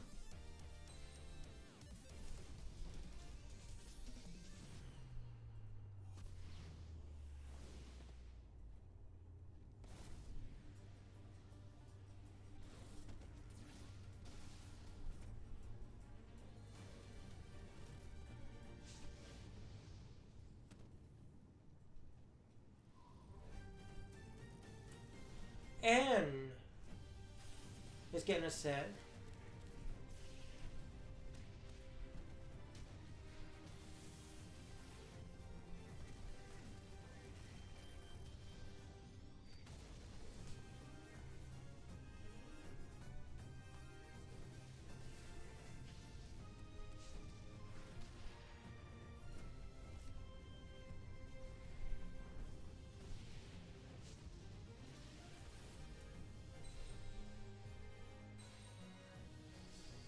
That's cool, they're giving Anna a set. Ooh, a full art Reshiram with Anne.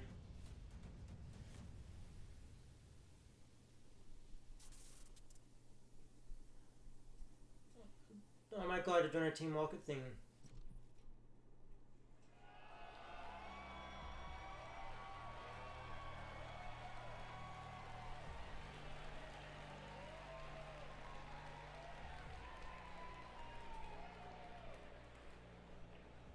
トレーナーのポケモンの登場でさらなる盛り上がりを見せるポケモンカードゲームをお楽しみに。 We hope you look forward to the excitement that the introduction of trainers Pokemon will bring to the Pokemon trading card game.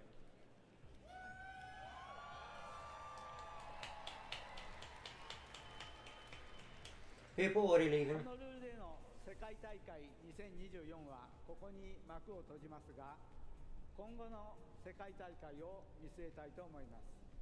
次の世界大会の開催地を見てみましょう。 Now we're about to close out our event here in Honolulu. I would like to take a look at the future of the Pokemon World Championships. Let's see where we're going next. Night game news.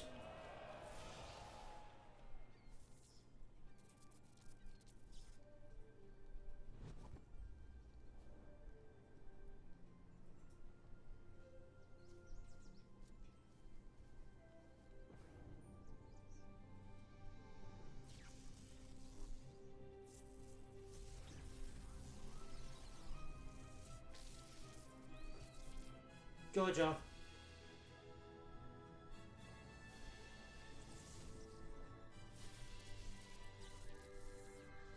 LA.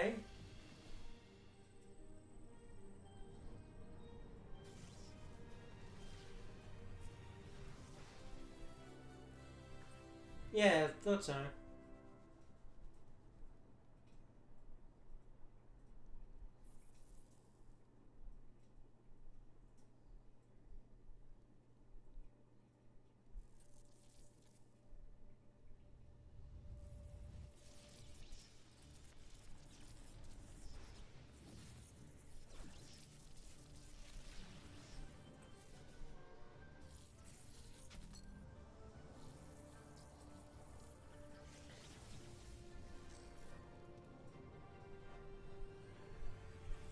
Are they announcing 2026?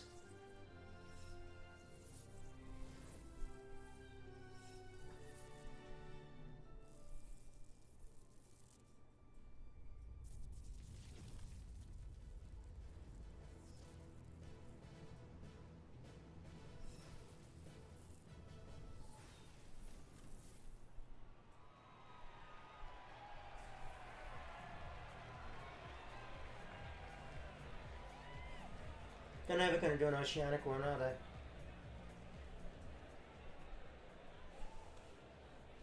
Alright, so. ポケモンをいつも応援していただき本当にありがとうございます。 Thank you. Thank you everyone for always supporting Pokemon. それでは皆さん、来 Yeah, 年 that's ま fine. たお会いしましょう。 And I look forward to seeing you all next year.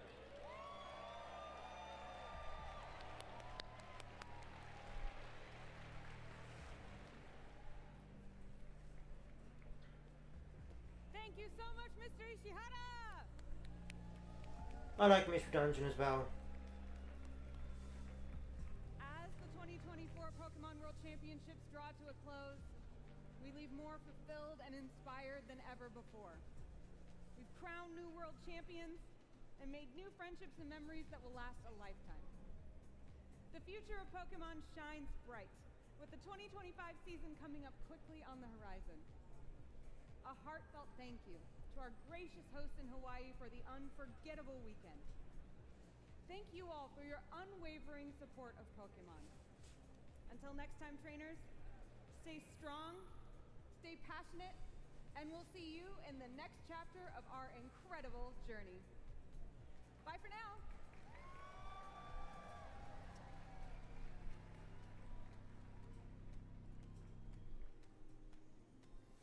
So back to the US next year. Never going to be an Australian one either. That's my end off. Alright everyone, I'll see you all in my next video.